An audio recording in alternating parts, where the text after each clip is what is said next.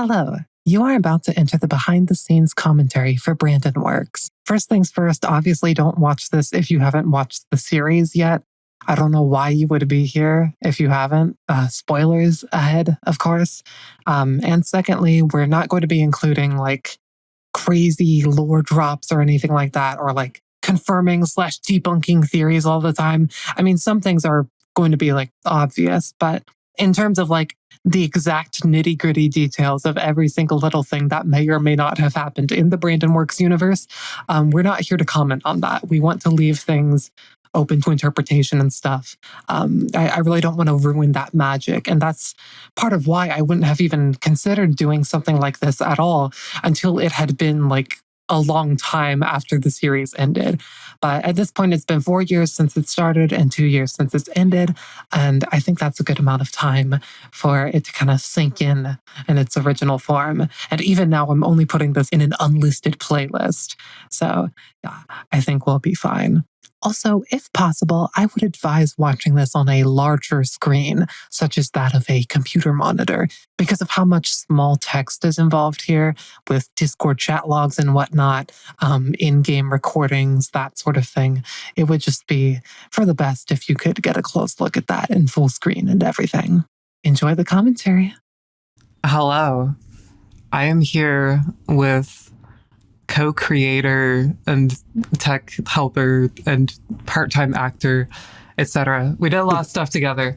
For Brandon Works, you go by Kinery to these people? Yes, yeah. I do.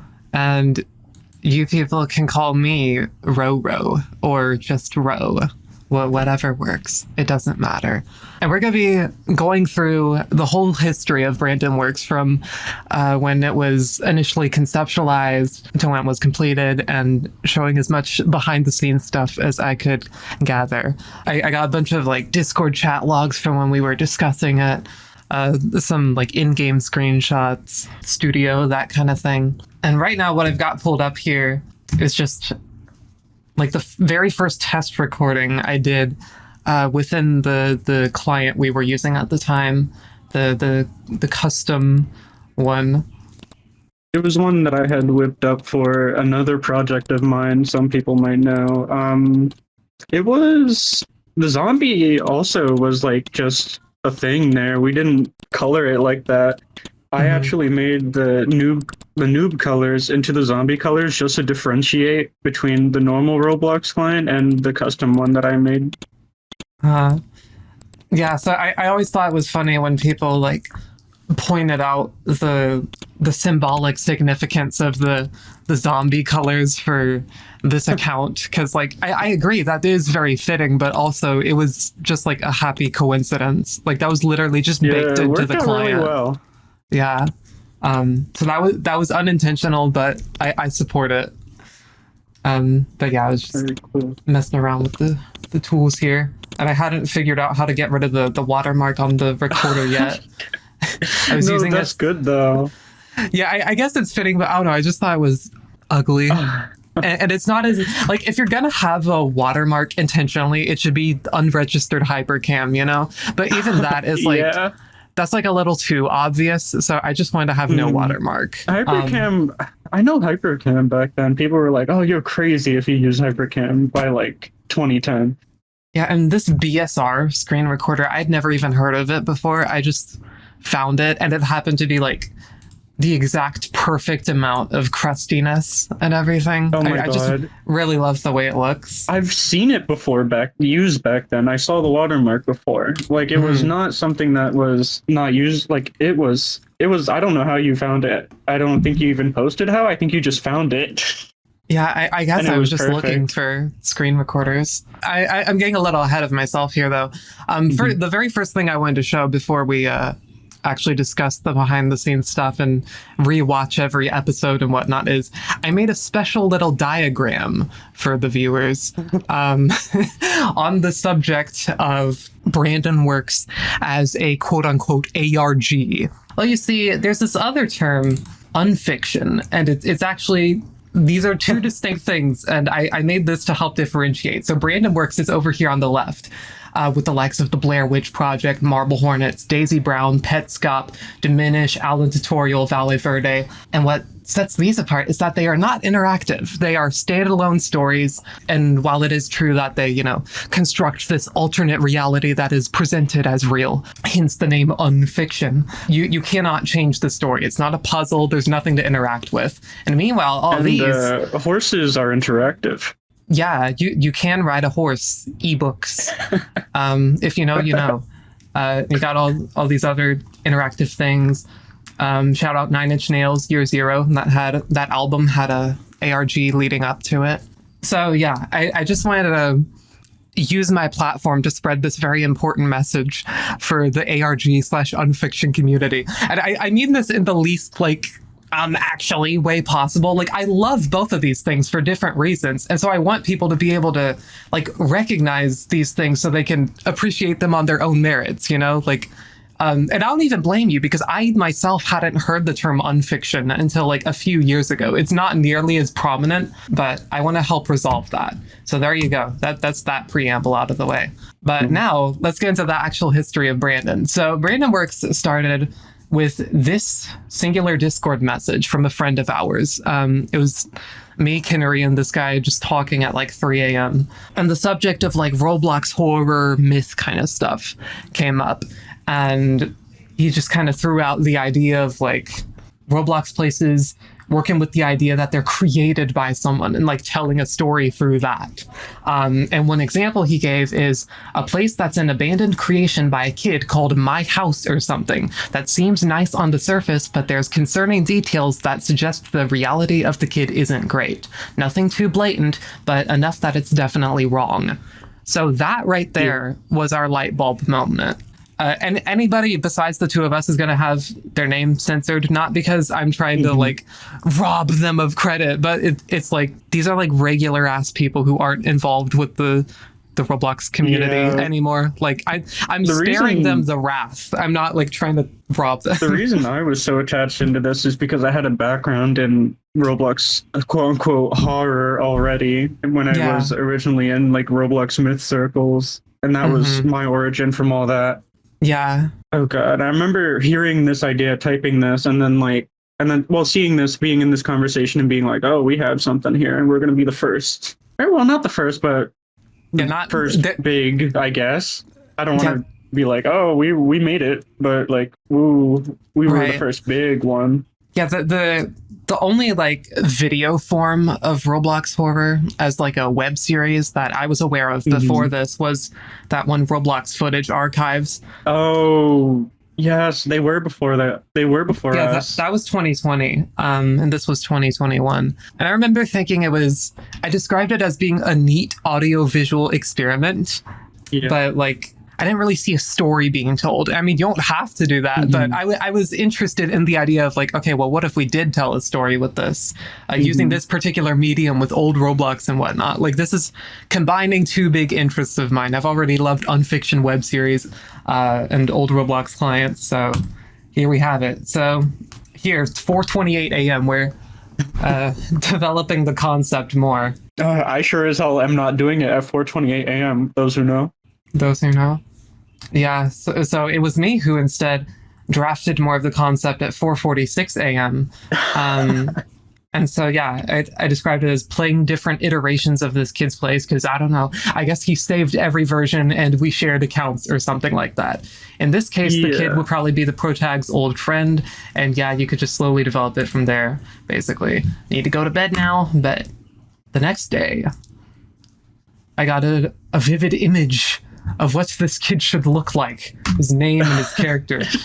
The kid's name is Brandon. His shared account is Numba369. And here's the big kicker right here. Both of those names are based on an actual kid I knew on Facebook in 2010. So nothing about the story was based on the real Brandon, mind you. It was literally just the name. But he's out there, guys. Yeah, there's a real Brandon out there somewhere. My mom was friends with this other mom on Facebook. She had a squirrel profile picture. I don't know why, that's the one thing I remember.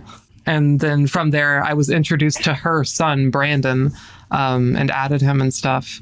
And he had an account on these forums, the Playfish forums. Playfish was like a developer of Facebook games at the time. Rest in peace. They were awesome and got bought out by EA.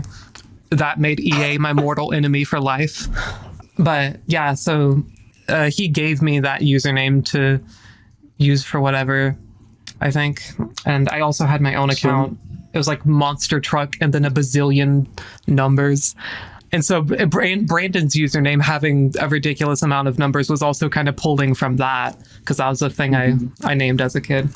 And yeah, I also did not know that Numba was a reference to Kids Next Door, because I never really watched that as a kid. I was just like, oh yeah, this is this name I remember from my childhood. But yeah, I also compare it to the beginner's guide. Oh yeah, this is a really funny bit at the end. I say, it doesn't need to be anything super dark. Like he died, but just strange. And then we made it dark anyway.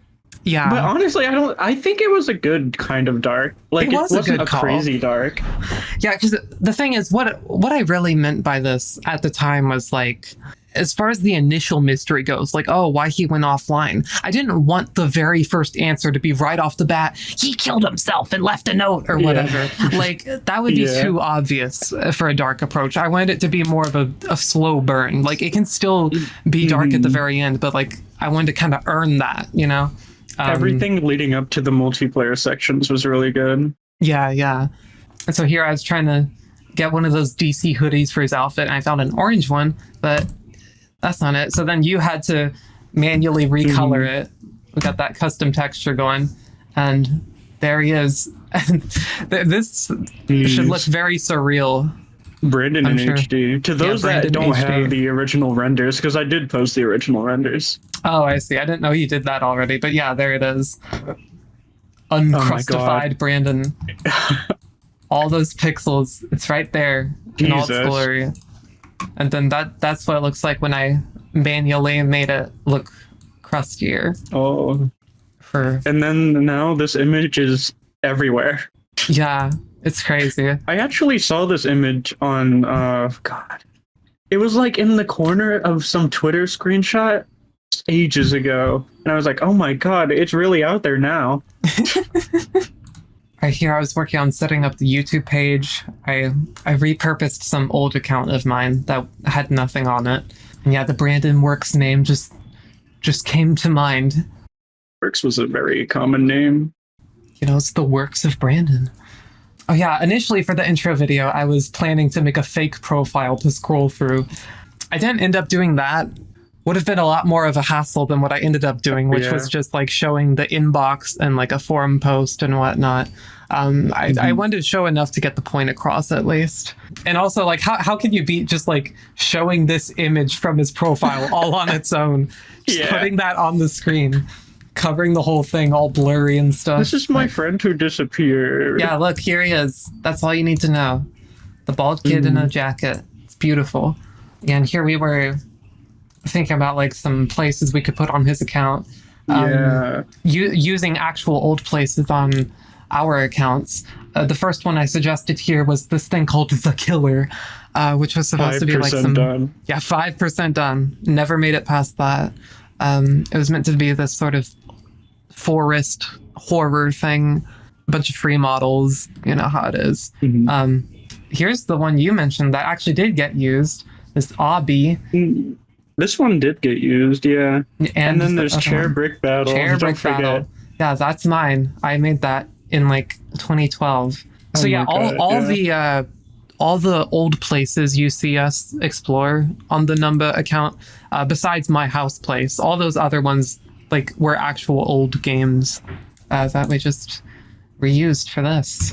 From our accounts. Because what could be more accurate than that, you know? Now there's the CTF with nothing on it. Would be very good for one of the things where you expect something weirder, but it's just nothing. Yeah, that sounds about right. That happened. Yeah, except for the green brick. I did put that. Oh yeah, the green brick did mean something. Yeah, I was still being subtle. And yeah, so there's the original creator of the idea. Happy to see we were developing it. Then another person in the server asked some questions about it, just kind of explaining more about the thought process. So I was thinking at most perhaps he ran away from home. That was kind of the first explanation I had for what may have caused him to go offline. Then here's the first mention of strange culty practices from an abusive family. I want to put an emphasis on exploring even the mundane stuff. Yeah, that did also happen. And we did that really well. And here, oh my god, the forum post, yeah. Yeah, so this is like the first version of Brandon's personality that's being written now. Because you were trying to make a forum post and we were still figuring out his age. Yeah. I was looking through like web archive of the Roblox forums so I could find something to inspect element. Here you helped me like actually get Brandon's image put into the HTML code. That looks so funny even now. Yeah, because it's like we didn't change anything else yet. It was just the image. So now he's Sunser and talking about Oding. Being naked. Awkward. So here, next I was trying to figure out how to fake the inbox page so I could get one of those messages on screen. And here's where I was testing out the client. And I had a bit of a funny moment here. I forgot to press the play button so I would be unstuck. And yeah, here you're talking about changing the nude colors to zombie. The nude colors. I might leave it like that. Feels appropriate. So yeah, is not intentional, but also intentional. First place iterations. The first idea I had was having the NPC thing. So like the thing where the name changes and it's like dialogue for him. Here I mentioned that I considered in a later version having it move towards you for no apparent reason. I do like the idea. I think it'd be creepy. I didn't end up doing that specifically, but I think we kind of saw that manifest with the quote-unquote citizen NPC in the chair brick battle. That ended up being very unnerving in its own way, but we'll get to that. Kind of like a helper bot-esque from Welcome to Roblox Building is what I thought that would have become if that did happen. Yeah.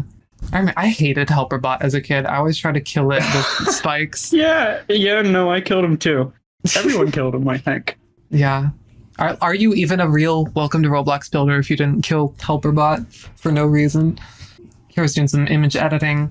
The thing that made this tricky was like, I wanted to find an image that like already had the numbers I needed so I could just cut and paste it, because if I were to just manually put like a text object with the number, it's obviously not going to look the same. You know, being text on a website, it has this particular like outlining, this kind of coloring and stuff. I forgot what it's called, but it's like this, the way the text is rendered, you can see the weird like blurred lines on the very edges of the text. I forgot what it's called. Yeah, so that's why I wanted to find something that just already had what I needed, and so I could copy it and get the exact effect and guarantee it wouldn't look weird. Yeah, it's just going to be a screenshot. Faking a recording would be too hard. There's the screenshot. I got the fake Brandon put in there. Manually put all those letters and numbers there. And here's where you decide to name snipe the Brandon account on the actual Roblox website, which did end up being very important, as with all the other ones. Because as we know now, someone definitely would have if we didn't. Yeah, geez. Imagine if that was in someone random's hands. Yeah. Brandon has some bacon hair. We had to fix that. Yeah. Not canon. Not canon. He was 2008, guys. Here I panicked for a moment because I wasn't 100% sure if version history existed at the time this is supposed to be taking place. But thankfully it is. Thinking back on believable. this, it's honestly really funny that we were this worried, considering nobody watching would have known anyway. Yeah. Nobody pointed out any of the consistencies we were scared about. Yeah, like we'll get to this later, but there were a few like extremely minor time inconsistencies that slipped through the cracks, and I can't think of a single time I saw someone point any of them out. From what I can tell, the majority of the audience of this was like not actually around way back then. Even I only joined in 2011, so I wasn't there in like 2009, but I was at least like on the periphery of it enough to, know what was up with it. But yeah, like there's so much distance now between current Roblox audiences and back then. That's just like old Roblox is just an aesthetic to them, they're not going to notice like if version Grandma, history didn't exist. Yeah. But I mean that in the least condescending way possible. Yeah, I'm just saying I know. something has changed and it's fine, Okay, yeah. So here's where the actual first video was finished. So let me load that up now. We'll rewatch it. This channel is about my old best Roblox friend, Brandon. Oh, here comes the jump scare. Beautiful. I love how Windows Movie Maker like slightly messes with the coloring for some reason too. Yes. I don't know what's up with that. There's nothing quite like it. Oh, that's beautiful too. The modern render. Wait, is that actually the modern? Did I not go back a little bit? Did I not get a? It's not shaded. It's not shaded. Look at the corners of the blocks. It is a modern render. That's so weird. Why would I not have just gotten a Heli Wars image from Web Archive? Wait, let's verify. Okay, here's what I assume to be the original image you used. It kind of looks the same. Well, it seems to be the same thing on the wiki as well. Here it is. But, like, it's not the item ID, like the old URL for it, you know what I mean? We have 2011. Oh, in 2011, yeah, okay. It was a modern one. In 2011, it looked like this. Huh. I don't even remember this thumbnail. Even in 2011. Huh. Yeah, that's something. If even I didn't recognize that, though, I think that shows that this particular thumbnail is not as iconic as the one I went with. As this one, yeah. Yeah. Oh well, nobody noticed. Nobody noticed. Inconsistency down. So that's one that even I didn't remember being a thing. But yeah, I guess if I had to guess what the logic was, I guess it's just like, it's going to be so crusty in the Windows Movie Maker and everything. Like, you're not going to even be able to tell. You're not going to know. It looks Unless old. you played Roblox for 15 years, you won't be able to know. But I tried to make it consistent even for the real old heads. But yeah, that's one little slip up, I guess. Oh yeah, that's one to the counter. I forgot it mentions Sony right off the bat in the first video, one of the other friends. And this is yet again something that was based on my own childhood. I had a friend who had a sort of similar username to this. I just changed like one of the digits in the number, and this part was just like another video game related thing. I'm not going to give out the exact username just in case they're like ever logging back onto Roblox one day and they're like, who are all these random people messaging me about Brandon Works? I don't want to send an army after them. My friend never died, guys. But yeah, that was also loosely based off a real person. And that real person was also kind of a goofball, one of the quirky ones of the group that I had as a kid. So we should all point out, like, you were all the usernames, and then, like, I did some outfits, and then we had people also make some outfits. I think somebody else made Ouija Boy. I think it was one of our friends. Yeah. That's what I recall as well. We'll get to that soon enough. I think you got like a couple of the usernames, mainly for like the like random people in the background for when we needed that with like Thrillville or Ultimate Build. Yeah, I went ID surfing. Yeah, you just like went through actual old accounts and stuff. Oh yeah, and actually, we'll get to this soon, but you actually helped me find Ozolog because Ozolog was just in like this like huge list you generated of untaken names. Oh my god. But yeah, I remember now. Yeah, we'll get to that. So yeah, shared account, number 369. Make places we could take turns editing. I don't know how common of a practice this actually was. I never did that as a kid. I never shared an account to it was create common places, with developers, and I believe it was just something that was done that wasn't spoken about because account sharing was still like, ooh, don't do it. It's like, yeah, so that's probably why I didn't really. Man will kill you. Yeah, that's probably why I didn't really hear about it much then. Yeah, there's the forum post. First Brandon text ever. Wow. My house place. The typo is intentional. It's supposed to not be perfect. Just a modified starter place. Boring. Why even bother looking at this? Yeah, Is Ozo bro, stupid? like, yeah, what the hell, man?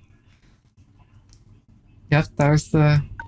Imagine Yes, being that's so nice. bored to look at place version. If he just didn't, if he was watching YouTube or something, this whole thing would have never happened. Oh yeah, and oh, I did actually leave the watermark in this first video. Huh. I guess I didn't figure out how I to get rid of remember it yet. Yeah, one odd thing that one of our friends pointed out later is this TV part of the starter place back then? I No.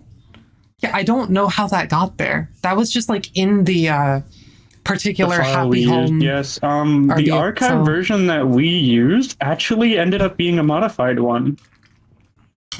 So inconsistency there, but honestly not our fault, because like I thought I had like a right one. I supplied the place, and I was like, oh well, it's called Happy Home in my file, so this must be just the unmodified thing, and no, it wasn't.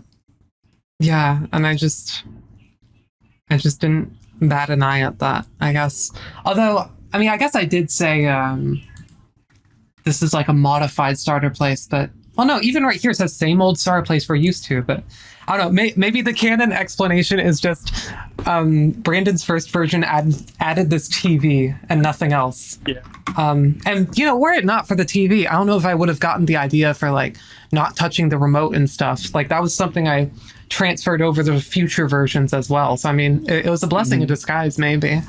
But yeah, that was an Honestly, accident. again, nobody noticed. Yeah. Even then, good story element. Yeah, like it was helpful in the long run, but I'm not sure why I didn't take note of that initially, because I know damn well that's not in the Happy Home normally, all on its own. I know my stuff. That shit. Like, I'm making myself look like a fraud with how many You joined in inconsistencies. 2016. No, bro. That's about it. Yeah, I don't expect many people to be interested, you know? No, who's even gonna watch this? This is gonna be so boring. Nothing's gonna happen. Like, why is he even bothering? Good job. Oh yeah, auto thumbnail was just the crusty Brandon. Yeah, auto thumbnail was so good. Like, auto thumbnail was working during this whole channel. Seriously. So that's it for the first videos behind the scenes folder. Next, there's just a couple for My House Place version 2. Here, I was just complaining about the undo system in 2010 Studio. It's like just jumbling up the trees for some reason. The first of multiple instances of like old Studio bugging in such a way that made it look like some creepypasta shit without me even trying. Like, you'll see there's something really crazy later on that happened. Yeah, here's another close-up of how messed up the trees got. Right now, just so I have something to look at while I'm talking. I've found a tree. Oh yeah, so that is actually in the Roblox version. re-upload. Yeah. So I did end up using those for the later versions. That's good. Yeah, so thank you, Random Studio Bug, for creating these malformed trees for me. Because they do look pretty cool. It was badass. The studio was, again, explained later on, studio was helping out so much in the creepy aspect. Yeah. So here's version 2. Got rid of the watermark now, nice. Here's the toys area. Yeah, that's not wrong. Of course, this was set up for, like, all the weapons and stuff being there. Remember when you were originally uploading these videos and everyone was like analyzing the missing letters? Yeah. Which I don't blame them. I mean, it does look very conspicuous. And that would have been a very good place to like hide a message if I was trying to make an ARG, but I was not trying to make an ARG. So that's just a bit of misdirection, really. The trees are normal on this one. Oh. Never mind. There's different trees. Yeah. So I did want people to like feel like something was off, There it even is. if their suspicion was put in the wrong places. You know, like they know more than the protagonist does. Don't touch too much. Don't touch too much. This is where it really, like, during this time is when we really had the idea, like, messed up family home, and this is like the first iteration of it Yeah. from your builds. Yeah, the seed has been planted. It all goes back to the remote. That's the very first thing. This door leads to nothing. Oh, Brandon's so lazy. I can't believe he didn't even build anything here. He's not going to get any people purchasing his VIP t-shirt. True. He's gonna get like 0 ticks from the visitors. Bro. Nobody's gonna visit. Oh yeah, and I remember people pointing out like the slide being broken as like symbolism for a broken childhood, and I love that. That's very potent, but this was also not intentional. It was just like that when I got here. Welcome to Roblox. Welcome to Roblox. The old physics were just really buggy, as you just saw from Ozo getting flung out the window there. There's just a lot of helpful jank like that ends up making things more interesting for the recording. Because the place file is saved from 2010, I'm looking at the slide right now. It's broken here too in 2025. Wow. Yeah, that's just how it works. So moving on to version 3. Here's a behind the scenes screenshot of you were selecting some weapon models for me. It was such a hassle to get free models converted into this client and stuff, because obviously I'm not going to have like the actual old toolbox to work with. I can't just drag in the models right from there like I would before. The browser is completely different. But you should show a screenshot of the old toolbox, because it's so vastly different than it is now. Yeah, so like I couldn't do this because this would require it being connected to the Roblox services and stuff. And this offline old client isn't going to have that. I can't. So we had to like get model files. Text edit. Yeah, from modern Roblox and like convert it to be able to work with the Brandon's work. And yeah. Here we were talking about putting sailing after we got a good collection though. Like we just had to get that initial stuff laid out. Yeah, here we were talking about just making things subtly wrong. And yeah, here the friend who came up with the initial idea was talking about that thing we were just talking about, like how the letters could have spelled out something. And here he gives the very wise suggestion that I should plan in advance what the actual direction of the story is before I continue. We're leaking into the fact that we didn't have an idea what to do at first. Yeah.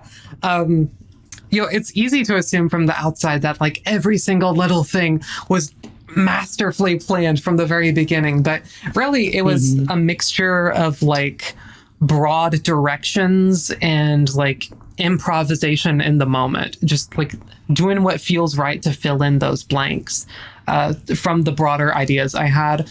And even up to the very end, there were still certain things that weren't quite set in stone until the time came. That's kind of just how I worked with this. I feel like, for me at least, my creativity benefits from having that fluidity, being able to adjust my approach on the fly when necessary. I like that mixture of planning and improv. It ended up like painting a pretty good picture for the whole series in the end anyway, like with that freedom, with all these unanswered questions. We were given the ability to just do whatever felt the most correct, whatever felt the most creative in certain situations, things like that. Yeah, so at times it was kind of a mess for me personally, just because I had so much stuff going on at the same time. We'll get to that later. It got worse than this. But like with all that in mind, I think it's kind of a miracle how smooth it turned out. But anyway, moving forward. Here's where I first got the idea. of someone reaching out, claiming to know what happened to Brandon. And here I was talking about the meaning of the toys thing, where it's like, you know, dangerous weapons are normalized in his environment. And I really love that detail because it's like, it's got plausible deniability in universe. Like, oh yeah, of course, every Roblox kid put like stupid weapons in their game. But like over time, I wanted it to be more and more like, okay, this is kind of a weird fixation he has, you know? And his room reflects that now still. Yeah, I love that gradual progression there. And yeah, this is a good observation as well, that like the narrator is also another kid. So like he's able to miss things that might seem obvious to the viewer. And it's up to you to pick up on that. Yeah, here's more about the desensitization of weapons. Something about a family member saying something off, which we did get with the dad at the TV later on. And the mom disappearing. Yeah. Here's where we got the idea to do a 2-story version of the house. You got that model for me. Okay, here's the crazy creepypasta shenanigans I was talking about. I still have no explanation for this other than the like weird undo jank. So I reopened the house place version file I was working on, and the letters had just moved on their own to spell out hi QR. I did not put that there. That was just there the next time I opened the file. And here I said, you know, it's something to do with the undo system probably, but I hadn't even touched the letters in a while. Like, so it's not like I was undoing that or whatever. There's no logical reason it should have not only messed with the placement of that specific model, but also specifically spelled out hi. Like, that actually freaked me out so much when I opened it. Like, as I said here, my heart dropped when I saw that. Like, that was 2010, man. Yeah. And that was just a daily occurrence for people back then. Yeah. Like, you would open your place file and be like, oh, the ghosts are here again. The ghosts have moved around my shit again. Yeah, like, building was seriously a nightmare back then. I really admire anyone who was able to, like, build really complex stuff. Oh my god, yeah. Remember when Studio 2013 came out and it was just objectively better, but everyone shit on Roblox for releasing Studio 2013. Including me. And even though it was just the better thing. Yeah, that is an example of how the resistance to change could be very counterproductive. I still didn't I didn't care for like the visual design language of it when they did the ribbon bar and all that. But like in terms of functionality, like, yeah, it is objectively easier to work with now. It's just not my preferred look. Bricks without it being, God, fucking form factor. You know what form factor is, right? Where you had to change. Yeah, God, I hated that when it would be 0.2 studs taller. And then you'd have to struggle putting them together, and then you couldn't turn off collisions for bricks, so you just had to like try and slide it in as best as you could, and then and then there'd be like a little slight stud that you couldn't get in because Studio for some reason thought it was colliding, and it was just be a nightmare. Yeah, it was quite a trip going back to that experience by actually building the house place in those clients. Like, even just modifying a starter place or whatever was kind of a nightmare in its own special way. That's one thing of old Roblox that I do not like to relive very much. But we got a very interesting moment out of it there. And the QR too, that's like a QR code. Like, this is so ARG coded. It's like really trying to get me to make it an ARG, but I refuse. So that's all the behind the scenes screenshots for that video. So now let's see the actual thing. Version 3. Instant oof sound. I'm not sure where that came from. Probably like one of the NPCs being at 0 health. Because the sound script is a server script, so it'd have to be Brandon, I think. Oh yeah. So basically, Brandon dies every time you open the place. Yeah, that's crazy. I love this shot a lot. The The mansion just like Yeah. hanging on nothing. Again, in the void. 2010. Like, what the fuck was going on here? Yeah. I did really like people's thematic interpretation of that being like a better home, like tantalizingly out of reach. I'm not 100% certain if that's like exactly what I had in mind when I put it there. I think I was initially thinking of it more literal, like, oh yeah, he wants to put this cool model, but he didn't bother with it. Just like more unfinished nonsense, you know? But that I really love that interpretation as well. I think it's very fitting. That's something I love about interpretation. It's like some of it can be intentional, some of it can be unintended, but like it's all fitting. Theories like Brandon works are perfect for people's interpretation. Like, we could like say as little as we wanted, Yeah. but people would have the wildest imaginations about it. Oh god, I wish I could remember some of the comments. Beautiful. I'll have to you'll go back see and look at them. You'll see. Okay. I included in the chat logs, like a lot of the times you would like show me funny comments and stuff. So, you know, you'll also be getting like a behind the scenes of how we were reacting to people's reactions in the moment. Because I think it's also interesting to kind of see the other side of that story. Like, what's it like for someone creating a cryptic web series like this to see the responses? Like, what did the people get right? What did the people get hilariously wrong? All that good stuff. And what did we incorporate? Wink. Yeah, you can do that as well. I tried to keep any like audience influence to a minimum though, but there might have been some things that like subconsciously I think it's more so as like that's what I meant. Yeah, like we never tried to actually include any audience interference, but then like I think by that I meant like we heard of all these good interpretations and we were like, oh yeah, it could be like that, and then we were like, and then we fleshed it out more obviously. Yeah, so there's this is one of the best gears back then, the hammer. I know. I love that. The knife with no animations. Knives, that's kind of violent. Yeah, why would you do that? A blood path? The blood path. Yeah, it's red. Oh my god. This is highly inappropriate. Roblox, content delete this right now. They deleted Flusk for less. True. Free my man the Flusk. Free him. H. Jerta. Hudgerta. That's how I always said it. Flusk Hudgerta. Yeah, no, that's how I used to say it, and then I realized that's stupid. Yeah, it is stupid. Many years later, I forgot about that gag. That's good. That's a joke I would have made when I was making Windows Movie Maker Roblox videos.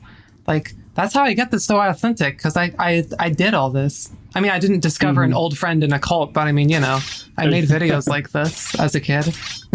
I still have my old videos somewhere.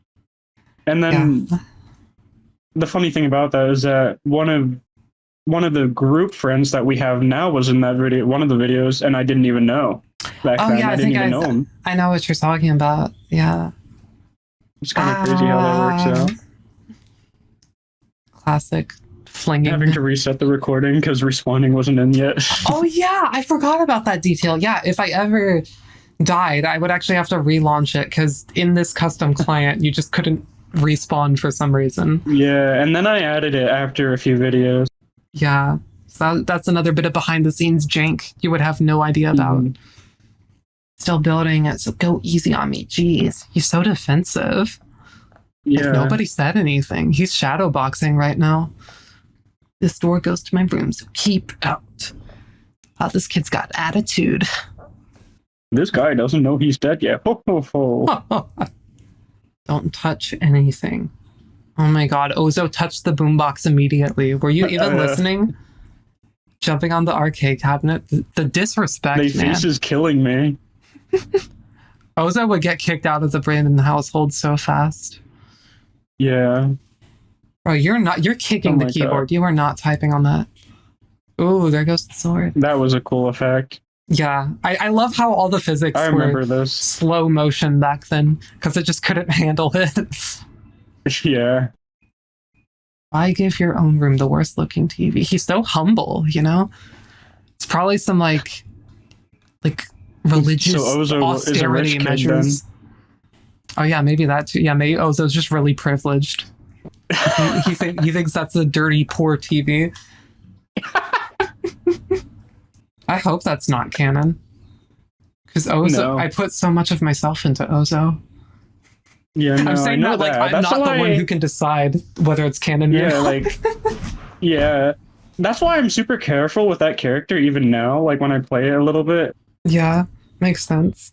I mean, I'm not like super protective of that though, because the me that it's based on is like when I was like 8 to 10, like as a completely separate entity as far as I'm concerned. But yeah, next we've got me talking about working on version 5. Oh yeah, and I said I'll record in the morning because I don't want to freak myself out at night. Which is fair, yeah, because this could get unnerving to record at times. Oh yeah, and here I was panicking over another potential continuity error. Were materials like wood even a thing in 2009? Well, it turns out wood was a thing in April 2009, and we are in April now. That. Oh, but yeah, the two earliest versions were March, and you can see bits of wood there. So there's the first ever timeline error. Uh-oh. Yeah. And nobody noticed. or if you did notice and I didn't see it, sorry. Yeah, another timeline break wood moment. reviewer? Yeah. The spawn location poster has small fire in it, and fire wasn't added until 2010, but sparkles were a thing by then. And the disco ball has smoke in it. Smoke was December 2009. It's all the particle effects, man. As soon as I added those, I ruined everything. But as usual, it did not matter. Noticed. Nobody noticed. Or if you did, I sure didn't see you notice it, so it doesn't count. Like, and honestly, you're probably lying. You're probably just saying you noticed back then, but you didn't actually. You're gaslighting me. Yeah, like, you were too busy screaming at the screen, like, Brandon's dead! Brandon's dead! Yeah. And you don't understand it. Screaming at an 11-year-old weirdo.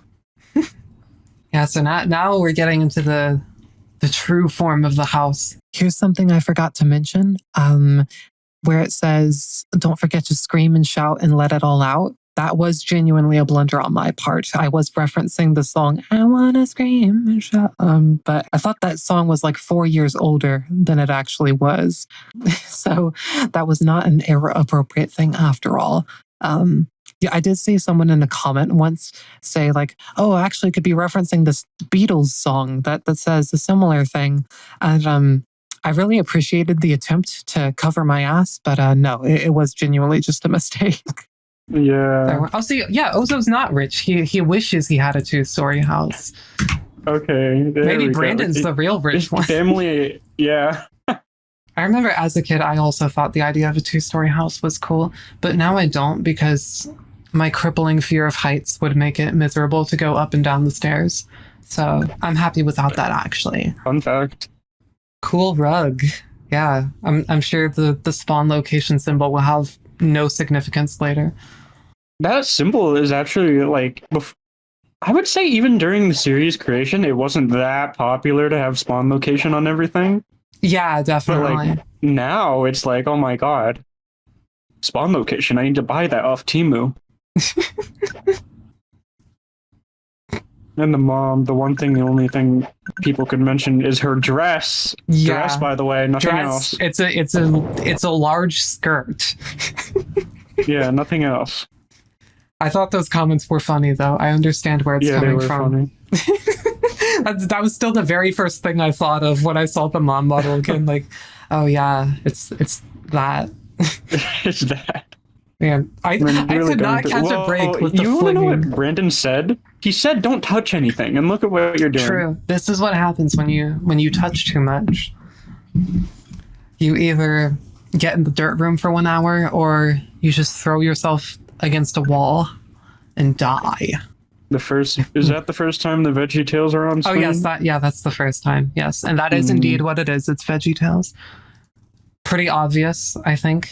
Many people did pick up on it, but just throwing that out there that yes, that was intentional. It's not secretly like a bar graph on a news program or something. There's no reason Brandon for that. wouldn't want that. Yeah, he's not allowed to watch the news. Let's go upstairs. There we go. Yeah, this is the number one thing that like I would say like the most iconic room in the series for me. Yeah, This one was really good. You made this really well, the fireplace and thank all. you. Even though the fireplace on the second floor, we can excuse that though.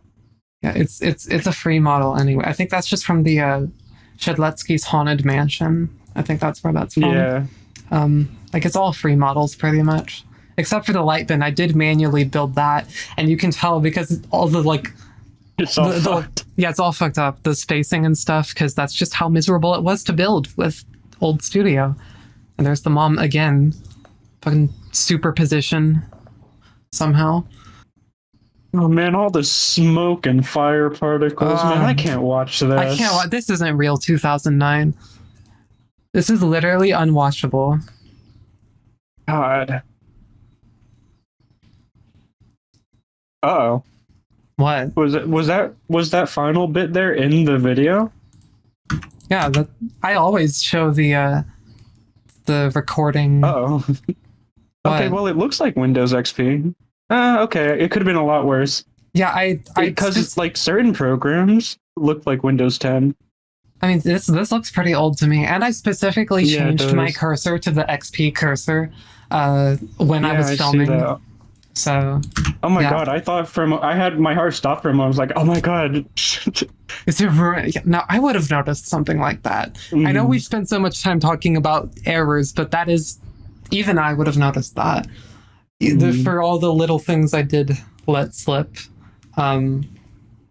But yeah, I remember we were so concerned about it back then. Yeah, we were really careful. And apparently it's still there. Still wasn't enough for some things. But yeah, I always just thought it was more authentic feeling to like show the recording being stopped, because that's how you would do it back then. Like you wouldn't even bother cutting that out. Thankfully, this program has some weird compatibility thing because it does look ancient. Yeah. But yeah, I just remembered backtracking here for a second, but I think at the end of this video, there's like something in the distance. Was it? Maybe it was the next version. Oh yeah, here. Yeah, that's the QR, high QR. I'm not sure. Did I really leave that in? Let me open this up in Roblox right now. Modern Studio. Yeah. Good luck with that. What? Yeah. X. Squid Game. Oh my god, that is QR. It's high QR. That's still there. I just left that in. So yeah, and that was something I was hoping people would notice. They would think like, oh, what's that weird dot in the distance? And really, it's nothing of any actual significance to the plot, but like, I just wanted that to add to the atmosphere of something being wrong here. So anyway, backtrack complete.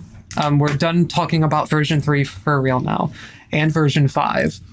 Yeah, so next video is the obby. I actually don't have any images specifically about the obby video, so we're just going to go ahead and start it. I did share the RBXL. Yeah. It's simple. Yeah, that was about it. And we already saw it mentioned in one of the earlier screenshots when we were like choosing which games we wanted to use from our counts for the real thing. I remember this one. I think even back then I was like so confused on how to get the teams working with the spawn locations. That's why it's all messed up. Floating head. That's another thing. That was just an actual bug in the client we were using. I think that was caused by it like not getting the shirt ID or something. Like some assets would fail and then it would do some weird. It should have been a missing texture, but I guess it just decided not to do anything. I don't know why. I can't tell you. Yeah. So that's just yet another thing where like it really adds to the unnerving feeling, but it was in fact unintentional. And I see a lot of art even now where they show Brandon missing limbs as like if it's like something we intend. Yeah, that's great. Yeah, I mean, like there's some art with him missing his body, and it's interesting. Yeah, it is a pretty significant like recurring visual motif, even if it was always unintentional. But I just chose not to do anything about it because, you know, I thought it felt fitting. So like they're not wrong to recognize it as a thing. And then I never respawned again. Yeah. Yeah, you can even see like that took abnormally long, I think.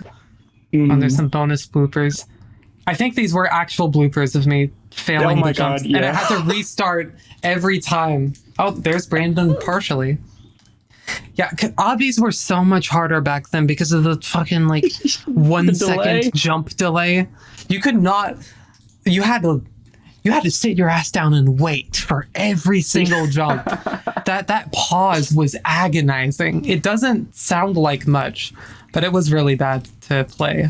Yeah, even now, like I remember. Oh God, I remember noticing the first day when they removed it. It was 2013. I remember it so vividly. Like it was when they went from 30 FPS to 60 FPS, and then the jump delay was gone. Yeah, that's a momentous occasion right there. And then next is Blue versus Red CTF Night. Another one of mine. Yeah. I actually still have this game active on my profile. Oh, that's amazing. I wonder if anyone's noticed. Yeah. Like, wait a second. This is a ripoff of Brandon Works. Yeah, here's the link to it. I can't update it because the description's too long and I can't make the description not long. That's really funny. Just such incredible jank right there. Like, why would they lower the limit and then make it so you can't? Whatever. It's all bugged. And the so word. Love that typo there. Yeah, the so word. And this was another thing that was just an unintentional technical error. Like it wasn't able to grab the sword asset in this client, but I rolled with it because it's just like, yeah, this is an unfinished game. It's buggy, whatever. And I thought it was kind of funny how it created this effect where it looks like punching. And then this was the first case of green. Yeah. And you can see in this chat log here, I also talk about how that was intentional, or like me rolling with it was intentional, but otherwise it was a bug. And I that was one of my places, but the swords genuinely were normal back then. I don't know why it's like that. Here comes the green. What could that be over there? I bet it means nothing. It might be something that keeps the place clean. Oh God! Like some kind of green. Seems like nothing though. Yeah, I'm sure it'll have no impact on the rest of the series. That's actually the thumbnail you see in the render on Roblox right now. That's what held the thumbnail. Oh yeah. The classic technique of putting up a decal and putting the camera there, and that's the thumbnail. Yeah. Next, we've got just a couple chat log screenshots from before, or like around the time I was making version 8 of the house place. Here I was celebrating the fact that someone noticed it was VeggieTales on the TV. I didn't notice at first either, apparently. And he thought it was Lost. Lost? That would have been so stupid if I put Lost in Brandon Works. And yeah, apparently at one point I was thinking about having the protagonist point it out and think they were buttons that just didn't work. Which would have been a funny misunderstanding. I could have done that, but I guess I just forgot.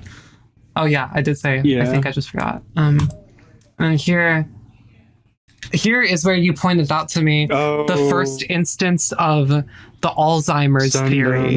Sundowning. So yeah, we'll get to that in a second, actually. Let me pull up the actual video so we can see that in action. The sundowning incident. That's the most popular interpretation of Brandon missing limbs in art right there.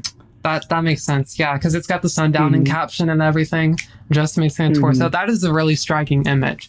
But so after I uploaded this one, I was informed of some comments that were like, oh, sundowning syndrome is a symptom of Alzheimer's or whatever. And I was like, what the fuck? I did not know that at all. Normally, I would not want to like debunk people's theories in the behind the scenes or whatever. Like, I'm trying to leave, things up to interpretation as best as I can, because that's important for a series like this. But this specifically, I want to point out as kind of a PSA to any other aspiring unfiction creators. If you're trying to come up with like a cryptic term for like some cult activity or whatever, try searching that up first to see if it could be mistaken for anything else that shares the same name. Because I did not do that here. Where I got the term sundowner from was from one of my favorite bands, Natural Snow Buildings. They had these 2 EPs called The Sundowner and The Moonraiser. That is where I got the terms sundowner and raising from. This is the reference right here. That's all awesome. It was. And besides that, it was just meant to be like a vague cult thing. I had no idea about sundowning syndrome. And then, oh my god. Thank God it's not really like that popular of like a theory anymore. Yeah. Like, I remember you were really concerned about that being like, oh god, I sure hope nobody starts thinking that is the thing that Brandon's gonna do or Brandon's dad is doing.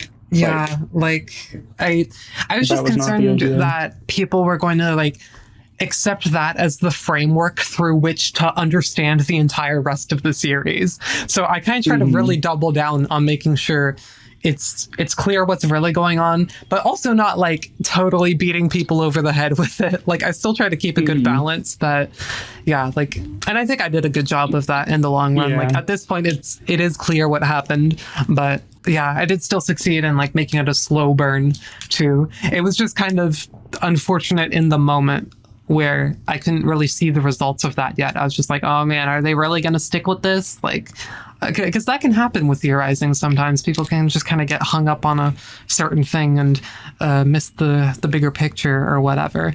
One reason I didn't want people to think this was because I thought that would be in kind of poor taste anyway. Kind of like how the creator of Petscop regretted including references to Candace Newmaker.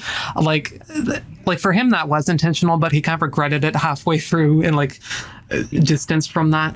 I was having sort of a similar moment here, except it was an accident to begin with. But yeah, I didn't want my Roblox unfiction series to be about Alzheimer's. Like that's just like such total whiplash. It didn't make sense to me. I'm not saying you can't write a story about that or anything. It just didn't feel right for this specific thing. And I have to wonder how much of that is just people having like brain rot from the caretaker everywhere at the end of time. Like, just found out about dementia. Everything is about dementia now. Like, and I'm saying that as someone who fucking loves that album. Everywhere at the End of Time is like in my like top 15 at least. I'm saying that, and I was on that train before it became a TikTok trend. Actually, I was on that in 2019 before it became cool. Before you fucking kids made it a challenge. But yeah, I have to wonder if that's kind of what influenced that. The Caretaker and its consequences have been a disaster for thematic analysis Brandon online. Worksology. Yeah, but that's what was going on there. But anyway, back to the video itself. Green keeps the place clean. That's all you need to know. God. That's all you need to know about Green. It keeps the place clean. I don't know why anyone would even have any further questions about it. LOL. He just does that. Epic model makers. I love Epic model makers. The owner of this place the owner of this series, in fact, thanks Epic model makers for these tools and the weapons pack. Truly, Brandon Works would not have been the same. I wonder if the person saw this. That'd be funny. That would be crazy.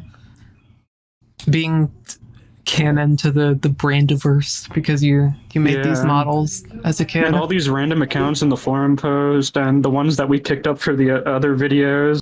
Yeah, like imagine if the real like Ronnies or Get Owned or whatever actually saw their cameos. That'd be funny. I hope it happens someday. There's a non-zero chance. Yeah. Ooh, the door We is should have just locked. included like, oh god, we should have just like randomly like included like fucking. Who's an old Roblox figure? Um, JJ5X5, yeah, in the background. and like nobody acknowledges it. Yeah. Fucking crazy. Anyway, yeah, here's where shit really gets real. The dirt room. Yeah. This was this was pretty genius, if I do say so myself. I really love this moment. This is like just I love this. I love how this turned The out. screaming at the screen at Ozolog moment. Yeah. Like, dude, this isn't normal. And he's like, look at this cool place my friend made. What's a dirt room? Something ducks walk on? There it is. Yeah, this thing is just in the backyard. I'm sure that doesn't mean anything. God, what a moron. I know you're only like, what, 11? But you're a moron. I am not a moron! Let's see, do I have any screenshots for chair brick battle? Okay, there's a few. Here's where you were talking about the pain of converting the maps from Modern Studio. You had to go from 2021 to 2016 to 2013 and then into 2010. And finally, I could load it in the client and actually record the video. It's ridiculous. And there you can see the killer. That didn't end up being used, but they did get the RBXL just in case. And there's chair brick battle. Okay, this is us talking about the video after the fact. So let me just load up that now. We'll come back to this. Whoa, 500 subscribers, epic fourth wall break. That does not make it an ARG either, guys. It's still not interactive. I just acknowledged that there's an audience, but you had no control over this situation. Yeah. That is true. In the real world, me naming this chair brick battle was just like lol random epic potato fart waffle humor. That's all it was. Taco cat. Chair. But chair was my choice for that. That's a pretty unusual pick. Like, it is random, but it's not really quirky. It's kind of mundane randomness. You could have done like epic. LOL. Yeah, but that would have been too obvious. I wasn't like the other randoms, I guess. I was on some real avant-garde random humor. Random. Yeah. It's pretty crazy. There it is. Keeps the place clean. But why does it do nothing when you touch it? Oh, power objects, that's normal. Imagine if we took a completely different turn and you asked me to script something that turns the entire place white and sparkly. That would have been pretty cool, actually. Damn it, I guess we gotta remake the whole series now. 2025 remaster. Well, wink. We're gonna make something soon. Haha. No, I'm joking. True. That's it. I mean, we kind of are, right? Wait. We'll get to that. Yeah, we'll get to that. Yeah, there's the infamous citizen NPC. I love how this worked out because it was just like it was always there. I didn't like put a script to make it appear or whatever, but it just so happened to be perfectly out of sight for as long as I was recording that first bit. And then it was as if it just appeared the next time I went around. So like nothing paranormal going on at all, but it almost makes you think that. It's just adding to the unnerving atmosphere. And people were talking about it running away. Yeah, and that's just random number generators doing it. Yeah, like there's no rhyme or reason to the way it moves. But a lot of people really pointed out how it moves at the end there. But yeah, it is a pretty striking visual, I guess, because it was kind of sitting there for a while. Kind of the first time you see Brandon move, technically.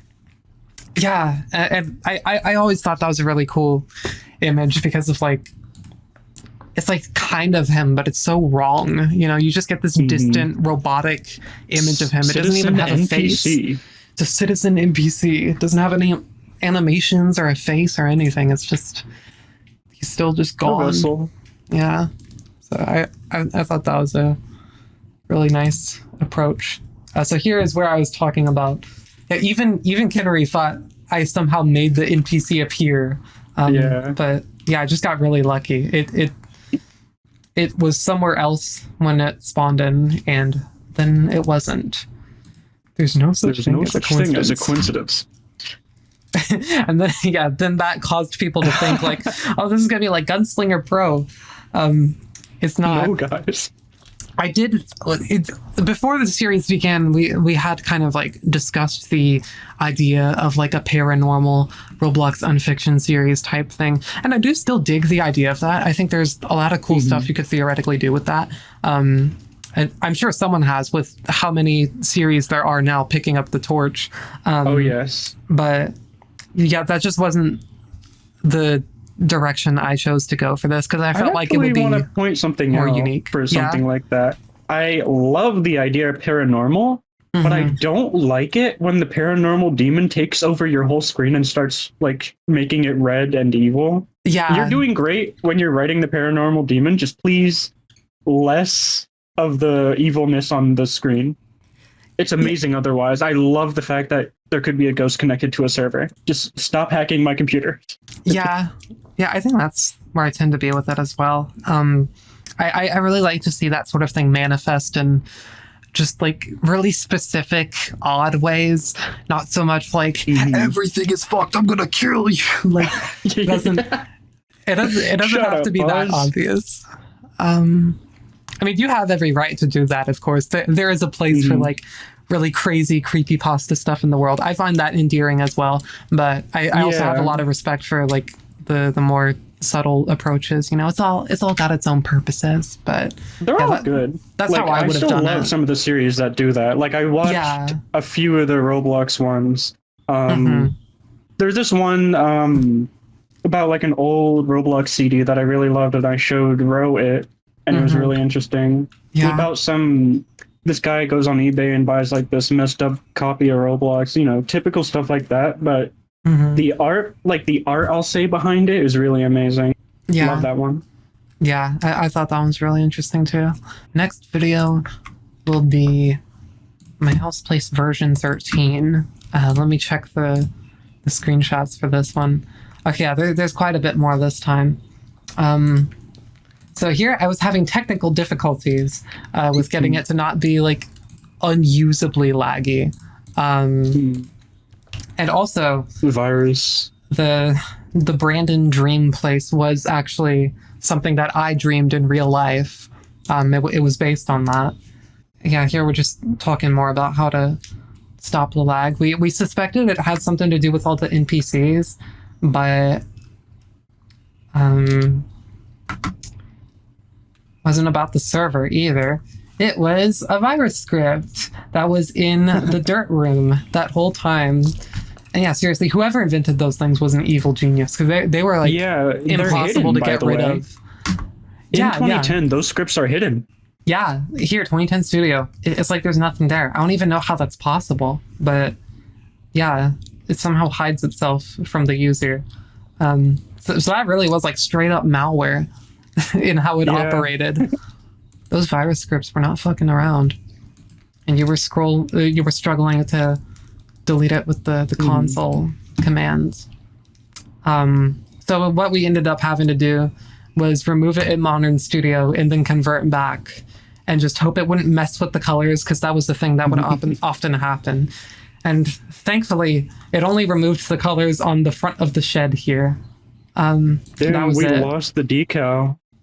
Oh, I never noticed. That. Yeah, there's a decal on. Yeah, that's weird. I didn't even notice that. Oh well. Inconsistency. A couple more spots I had to recolor, but again, not nearly as bad as it could have been, because sometimes it would just do that to the entire place. The NPCs work around. Yeah, you saved the series by... Right, here's the actual video of version 13. Oh my goodness, the health bar. The health bar. Another thing in the art that people make. Oh, really? Yeah, that's great. Yeah, this was another like actual common bug back then, which I believe was caused by it was caused by being invincible. Yeah, it was like setting the max health to 0, but like still having the health at 100. Something like that. Some incongruence between the max health and the health causes the bar to freak out like that. Right, I want to back up for this. When I walked in here, I genuinely had no idea that one of the dream NPCs would be able to walk through the teleporter and appear in Brandon's bedroom. It's like me standing there stunned. I wasn't even acting. I was like genuinely unnerved by that. So that was just The yet series another. was haunting you. Yeah, seriously, like there are so many like weird ass like creepypasta events happened to me while making this, like just on its own, that really helped add to the atmosphere. Yeah, there's a lot of those guys, just these ghostly thingies. And then the inexplicable beach This house. is still like this is one of the prettiest looking part of the series, I think. Yeah, Thankfully, like this is like the best one. Mhm. Thankful for free models, we'll say. Like, yeah, I did build the like pit itself because that's just like large bricks and the tunnel. But yeah, the beach house is a free model. you still had to place all the trees and all that. Yeah, Like it's really good looking. Mm-hmm. Yeah, it's. I always loved how surreal this part is because my dreams are weird and wacky. That's just how it is.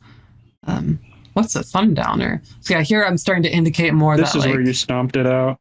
yeah, like a sundowner is like, a person, not like the syndrome sundowning, whatever. Looks like that NPC escaped.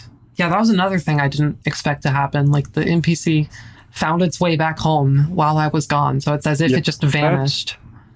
It's really amazing how no perfect. cuts in this either. Like Yeah, this no just cuts in this. This just happened on my first try by pure chance. Like, I got such crazy RNG when recording this series. It's kind of still interesting to think that this has seen millions of eyes. Yeah. Oh yeah, and here I'm starting to indicate that the number here no longer correlates exactly with the version number. And that's another thing where it's like plausibly deniable at first, like, oh, he's just forgetting to update it. But like later it'll become apparent that the number has changed meaning as it starts counting down and whatnot. Yeah, and here's where I was talking about the health bar bug. And I chose to keep that for the added weirdness. And I thought more people might interpret it as paranormal, but whatever. Yeah, true Roblox veterans will know it's just a glitch. But I was talking about something else. Yeah, I was talking about the NPC showing up on its own. Hyper-realistic blood. Classic. Here I was also considering having something that plays music for some reason. That didn't end up a MIDI happening. player. Yeah, that never happened. And here I was. This is what I was talking about earlier, just like hoping people don't get too hung up on the dementia theory. Yeah, here's another friend like talking about how interesting it is to see like the creators talking about a thing people are speculating on. And I hope to provide that same intrigue to you, seeing how disconnected these things can be. I admire people who have the restraint to like not reveal themselves or say anything about it after the fact, but yeah, I feel like since it's been 2 years, it's like reasonable enough to kind of give some 2 years insight. since the ending, 4 years since the beginning. Yeah, so like it's the raw, untouched thing has had plenty of time to sink in, I think. And even then, I'm not going to like literally spell out every single thing, but yeah. Oh yeah, no, everyone still has all the characters to interpret, all the little things that we're not going to say. Yeah. So believe us, you'll still have that mystery. And there's more. Yeah. Wink. Next will be the Roblox Goes Mad. Yes. This has so much behind the scenes screenshots. I will be right back. I need to get water.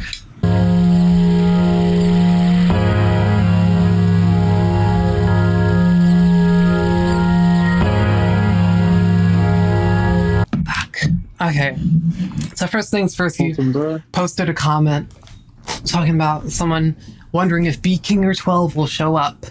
And yeah, so it was your idea to make like a found footage video of us recording Roblox Gone Crazy with actors and stuff. Here we were just considering like the technical aspects of like making the 2009 era client look convincing. Here's more about the thought process of it being like an unfinished video and stuff. We got like a list of sounds provided by someone else of like era appropriate stuff. I don't know how much of that I actually used, but it was there. And here's where we had to actually 12. establish the outfits. I think I did Sony because Sony is entirely in my inventory for one in Roblox. Mm-hmm. Yeah, like, I believe that was items. Yeah. So we were thinking about Thrillville. Yeah, here's the first iteration of Sony. There it is. Didn't have the PlayStation shirt yet, but like the idea is there. And yeah, I did really like that design as soon as I saw it. Could use a t-shirt. Yeah, you were dealing with like fake transparency in the image results, but there you go. My goodness. The real Sony is there. The Sony fans are gonna go crazy over this one. Yeah, I know there's a lot of them. Sony fans. There's that screenshot up close. Assembled.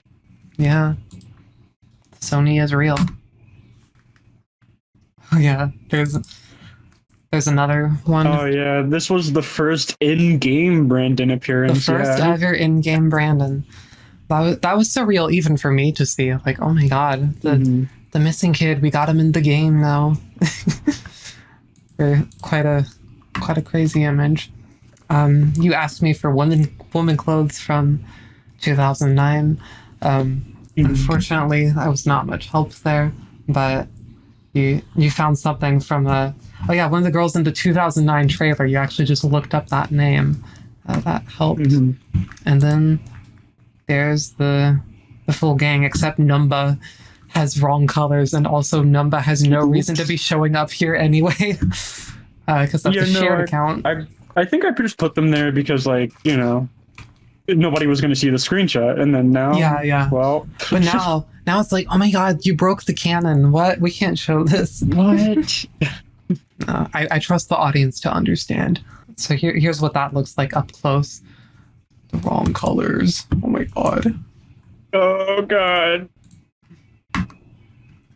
And here we were brainstorming names. So Ouija Boy started out as Super Ouija Boy.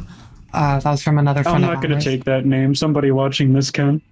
Yeah, we don't have to name snipe like every scrapped iteration of a username that has like no significance. But someone out there is probably going to anyway.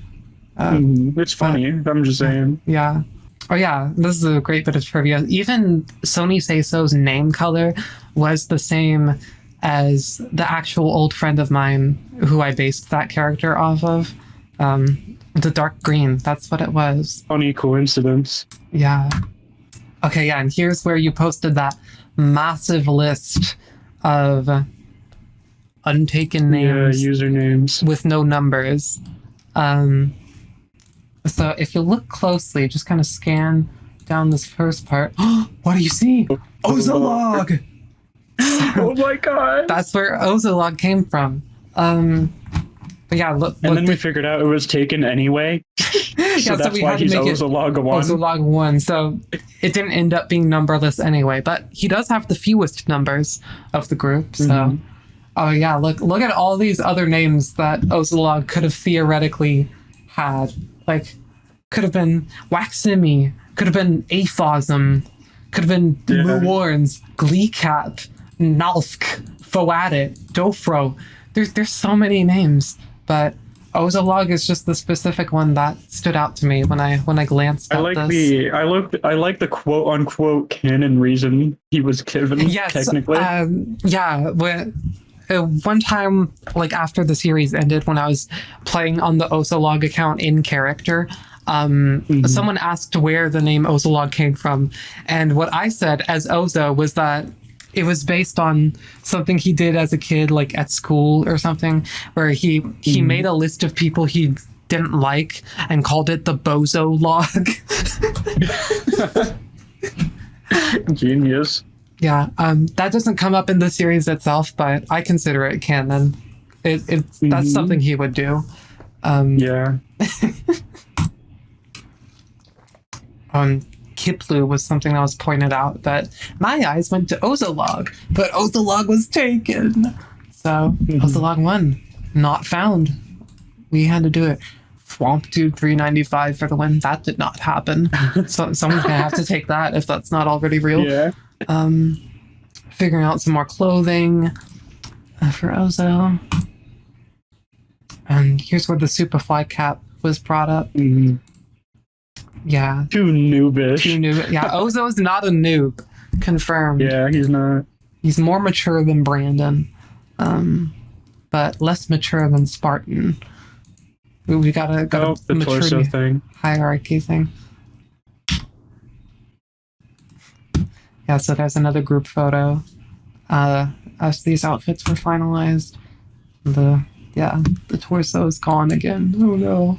Of course, Brandon still has that bug.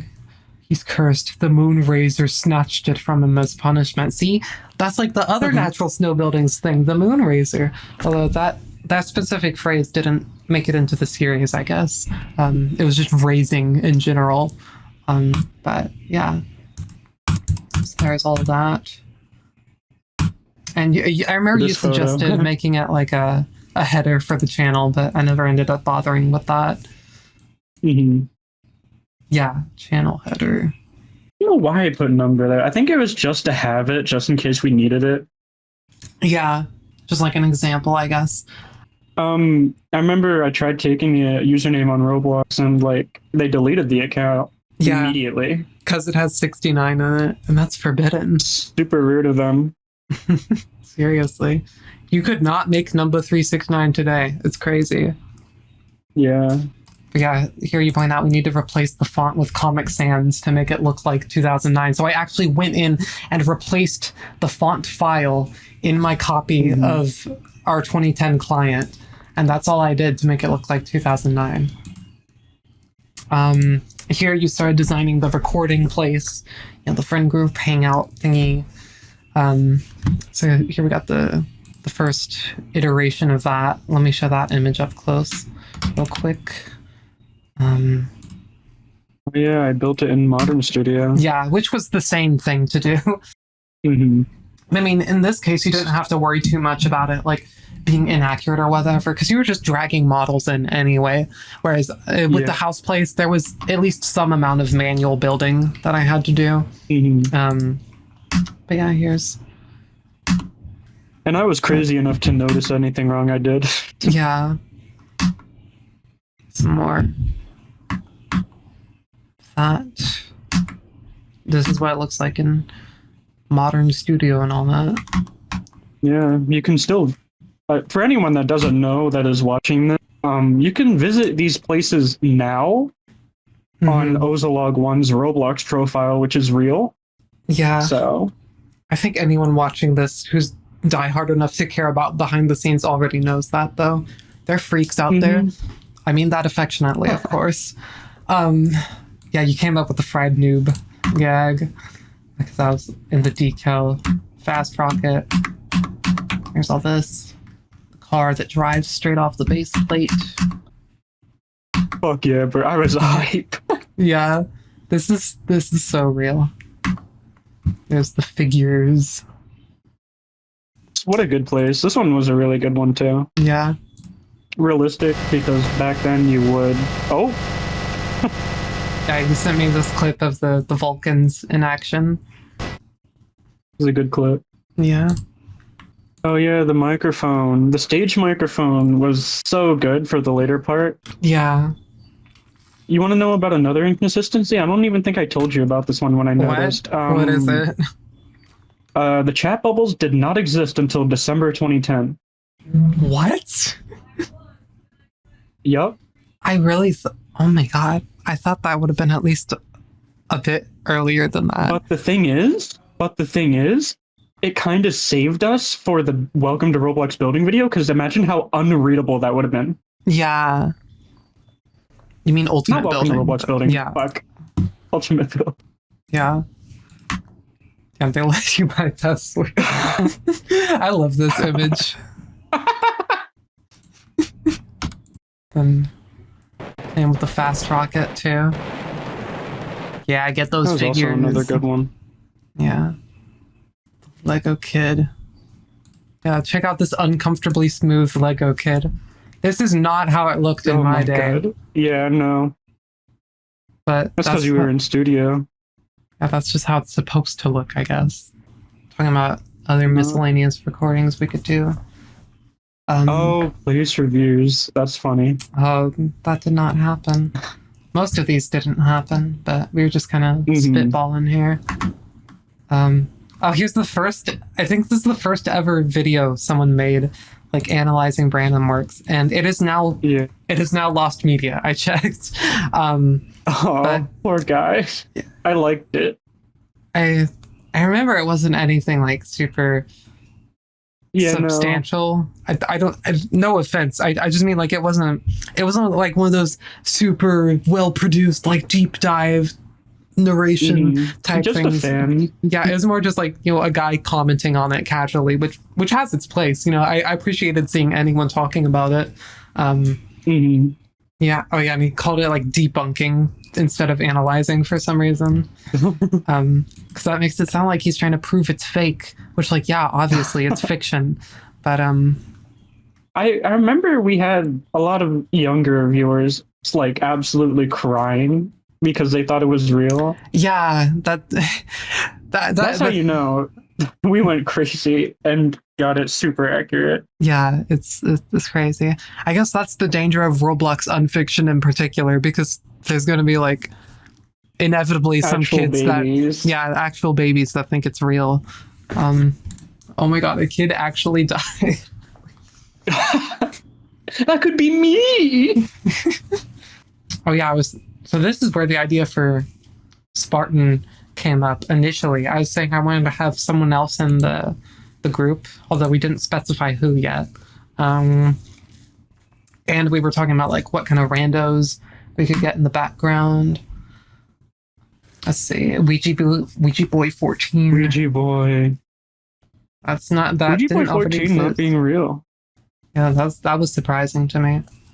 In a lot of the multiplayer things, at least someone had to be controlling 2 accounts at once, and yeah, you floated that idea here. Oh, look at all these real guys. That's just in case we needed extra background people, I made some bots. Yeah. We have random noob get owned 91. This real person. And wait, also, his bio? Yeah, the bio had the "If you believe in Jesus." Oh my god, I forgot it. So we took it from him. Yeah, that might have, I forgot about that. Yeah, that might be where we got the idea to put that on Brandon's like Roblox.com bio. I was like, yeah, hopefully people will analyze this guy's profile. Well, nobody cares about the random noob. I'm sure someone did, but I don't know if anyone like specifically pointed out the bio having thematic relevance. Again, the place on his account was quite strange. Oh my god. Yeah, and I wondered if anyone would analyze this too. It's like, what? This has to mean something. What are we looking at here? This guy, weird structure. Like, this could be anything. There are more people following now. I just checked right now. Makes sense. And the place has 16 visits, so there's 16 people, potentially viewers, that have seen Get Owned 91's amazing build. Incredible. Yeah, so those are the only people who really get the full significance of the series, clearly. Oh yes, Spartan. Yeah, so Spartan actually came from a real Spartan, 109117. Oh, so originally I was going to make it just one number higher than that, but then you went 862 because it's shorter. And that was a good call. That's much more memorable. And like Spartan ended up being a very significant character later on, so it was good to have that. And there's Get Owned screenshots in the flesh. Yeah, his neck is a little down, but that's okay. Yeah. Very strange. Yeah, and you continue to name sniping, making them all friends with each other. So here's another like cursed, incomplete Brandon look. Nobody had the outfit yet. That had to come later. Here we were brainstorming Ouija Boy's outfit, and then this friend of ours perfected the design right there. And then Reunited. the recording started that day. Yep. Should be shortly. It's just like a That's test a good character one. thing. And then the recording started happening. Yeah. Oh, the death command. Don't worry about it. Yeah, here I was concerned that the square studs would be out of place for the time, but apparently that was a thing already in I know more mid-2009. now that these studs were like exclusively like, I believe late March 2009. Uh-huh. So technically could have infiltrated the first recording of his place, but Uh-huh. no, we're good. Mm-hmm. Yeah, the server you were hosting, you named it Broken, so nobody else would join. Okay. Here we were talking more about Spartan's outfit. Yeah, oh my god, building Spartan. And then we made him the oldest. yeah, I'm talking about just how fun it was to like role play this stuff in universe. Those little lore drops from Brandon. And here's where I explain like what's supposed to be happening to him. His dad mainly is implied to be abusive. Yeah, that's one way to put it. I'd like it to have at least a somewhat happy ending if possible. Yeah, That didn't happen. Total opposite. No regrets, but yeah, that just goes to show like how unclear certain things were like in the beginning years. And then the tone kind of shifted as I came back to finish up the series. We went for the realistic ending. Yeah, pretty much. Yeah, there's a crusty screenshot you took. Beautiful. Talking about Spartan's outfit. He would be one to wear like a fancy hat of sorts. Yeah, and there you go. You got the colors, the face.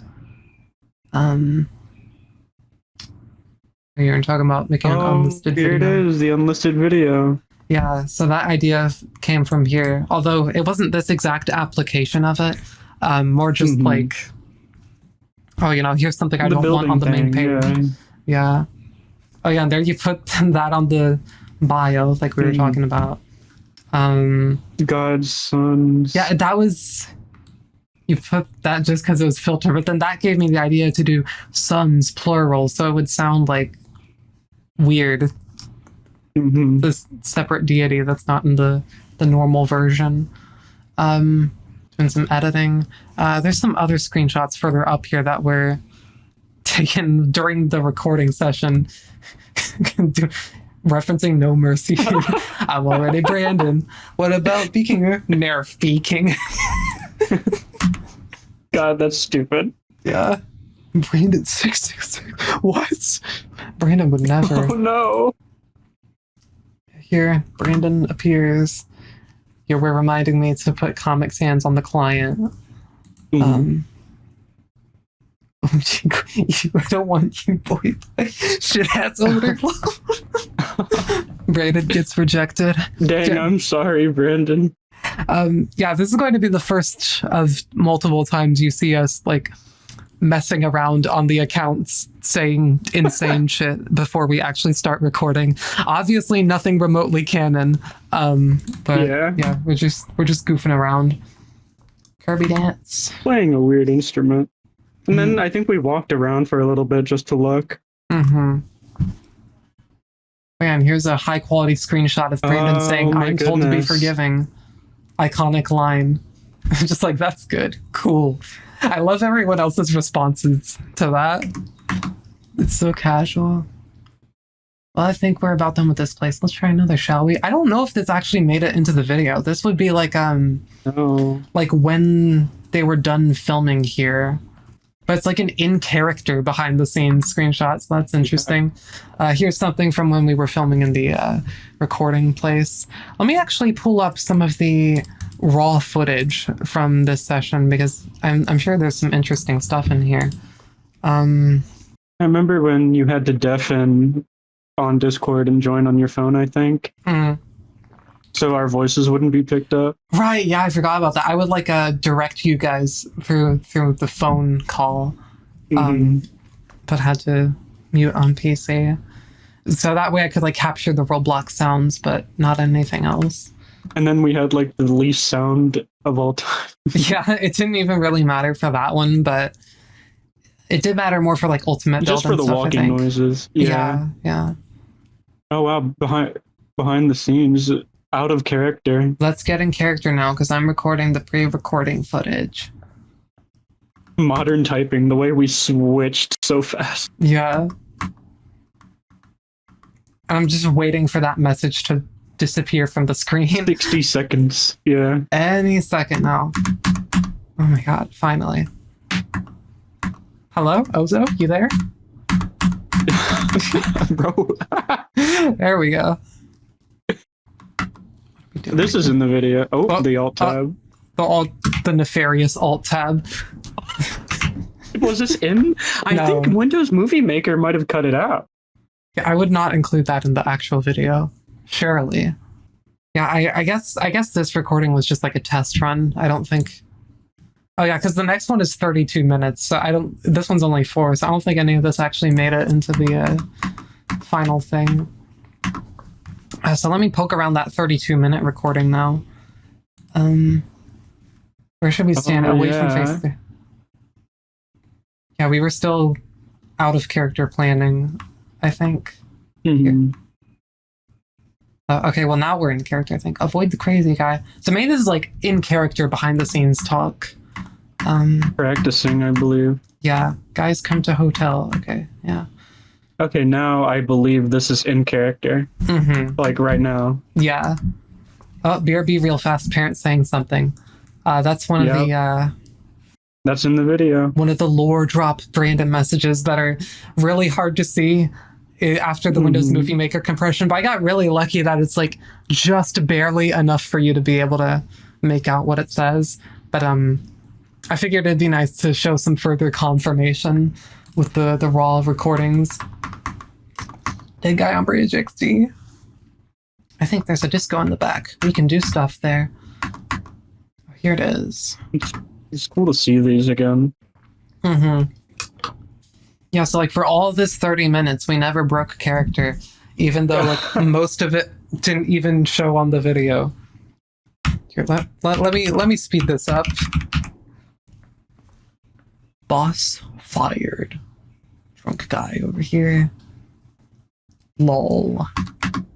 I'm chillaxing. Okay, dance. Thank you, get on. Let's record a dance partying. Oh yeah. Yeah. Actually, let me slow this back down so you can see what this looks like without the Windows Movie Maker effects. It's just walking and jumping. That's all you really can ridiculous. do. Yeah. This is the best you could do without a dedicated spin dance tool. E-dance, yeah. Or e-dance, yeah. And here I was getting the shot of Ouija Boy chillaxing for the edit. Reference to the trailer. Yeah. Oh yeah, true. I don't know if I actually caught that back then. Sips dark. Thank you, Brandon. Very cool. Can cut to Ouija after the dance part. Yeah, I did that. Who wants to dive in the big pool? Uh-oh, I got stuck. The unintentional getting stuck. Oh yeah, this was actually a fail on my part. And then you drowned. Yeah. I don't want to JJ, that's kind of like brutal. Yeah. Shut up. Whoa, Shut Brandon, up. chill. What? There is a tweet. Oops. There is a tweet about Brandon saying that. They said it was like something about Brandon being sassy, a little sassy actually. I think it was what it said. I think that was funny. Yeah. Because everyone thinks of him as like this completely pure guy. Yeah. I don't actually get what Brandon was saying shut up to there. But yeah, I think it makes sense for him to have a bit of a lashing out side. coming out occasionally because, you know, I mean, the kind of environment we're talking about here will produce something like that naturally. But, you know, we don't completely know that at this point, or the characters don't, at least. No, you're the noob. You're the noob. Whoa. Huge noob drama. Everyone's dying to this pool. Yeah, it's crazy. Keep using the dive tool until you get blocked, so you respawn. Yeah, that was me, like, actually trying to explain it to you guys, but in character. There's a lot of that going on here. Like, it's actual directing in a way, but, you know, just filtered through this era-appropriate demeanor. Silver bullet time. This one's iconic because it's in the series as well. And, like, everyone's close together. Yeah, it's like the one moment you really see, like, everyone just for in a such close brief quarters. second. Yeah. No Spartan, unfortunately, but at least you got, like, half the main gang.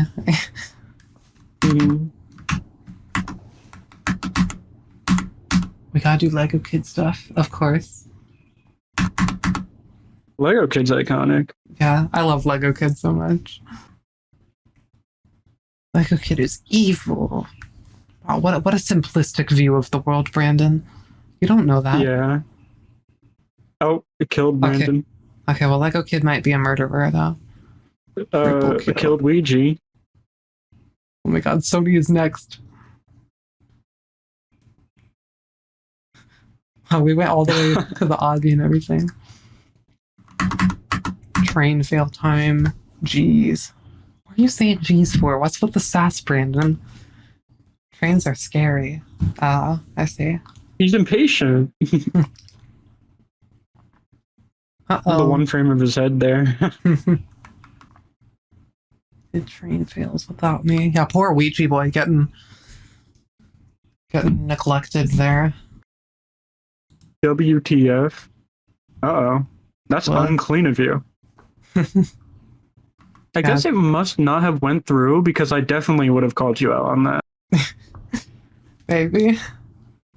Or the chat was just going fast. Oh wait, no, there was no filter. Yeah, like, and we made a lot of use of that on our downtime. So I know there was no filter.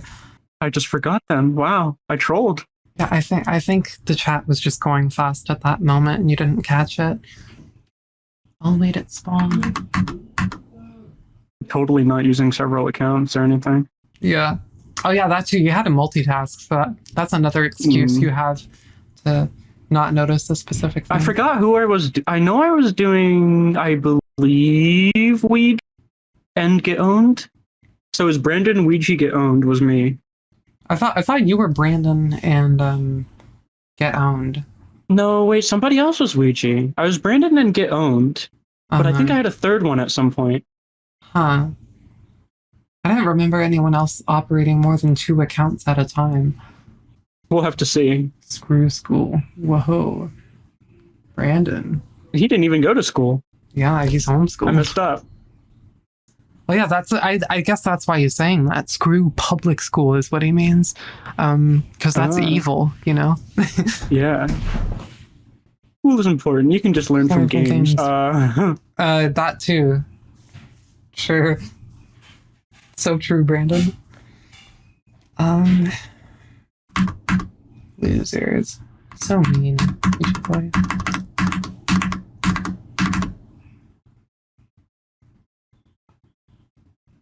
Owie. Sony is a troll? Apparently, Sony is a troll. Oh, there's the... Oh, here it is. Don't cuss. Huge cussing drama. I am told to be forgiving and nice. Wow, what a role model for us all, really. We should all be like Brandon. Didn't tell anybody to shut up 30 minutes ago. Oh, yeah, you can see me screenshot that moment because I thought it was significant. I was like, wow, I want to remember this. That's how I have that image. But obviously I couldn't let that be in the final video. Got to go, guys. Mom says no. Oh, interesting. Mom says, oh, wait. Okay, that's Ouija boy. Okay, that makes sense. I got confused because they're both purple name. I was like, wait. Yeah. Brandon Lorfail? His mom being the controller? Brandon Lorfail? No, everything is fine. I mean, honestly, it could be the mom saving him from his dad a little bit, if that's the kind of mom we were going for, and she just had to leave without him. Yeah. Right. Yeah, the mom is... Well, we never actually, for clarity, we never actually established anything with what the mom... Yeah, so when I say she leaves, I'm just saying what I think. Yeah, the mom always has been an ambiguous situation, so I'm not going to comment on that. That's something that happens like outside the scope of what we can see in the series, you know? It's subtext at most. So, and then this, we were done, so we blew everything up. Yeah. Let's try another, shall we?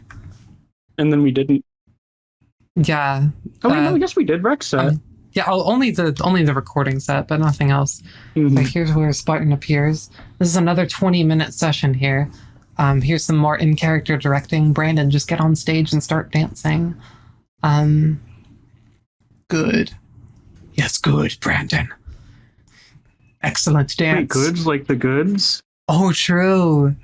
Oh my god, foreshadowing. Ozolog said good. That's like the goods.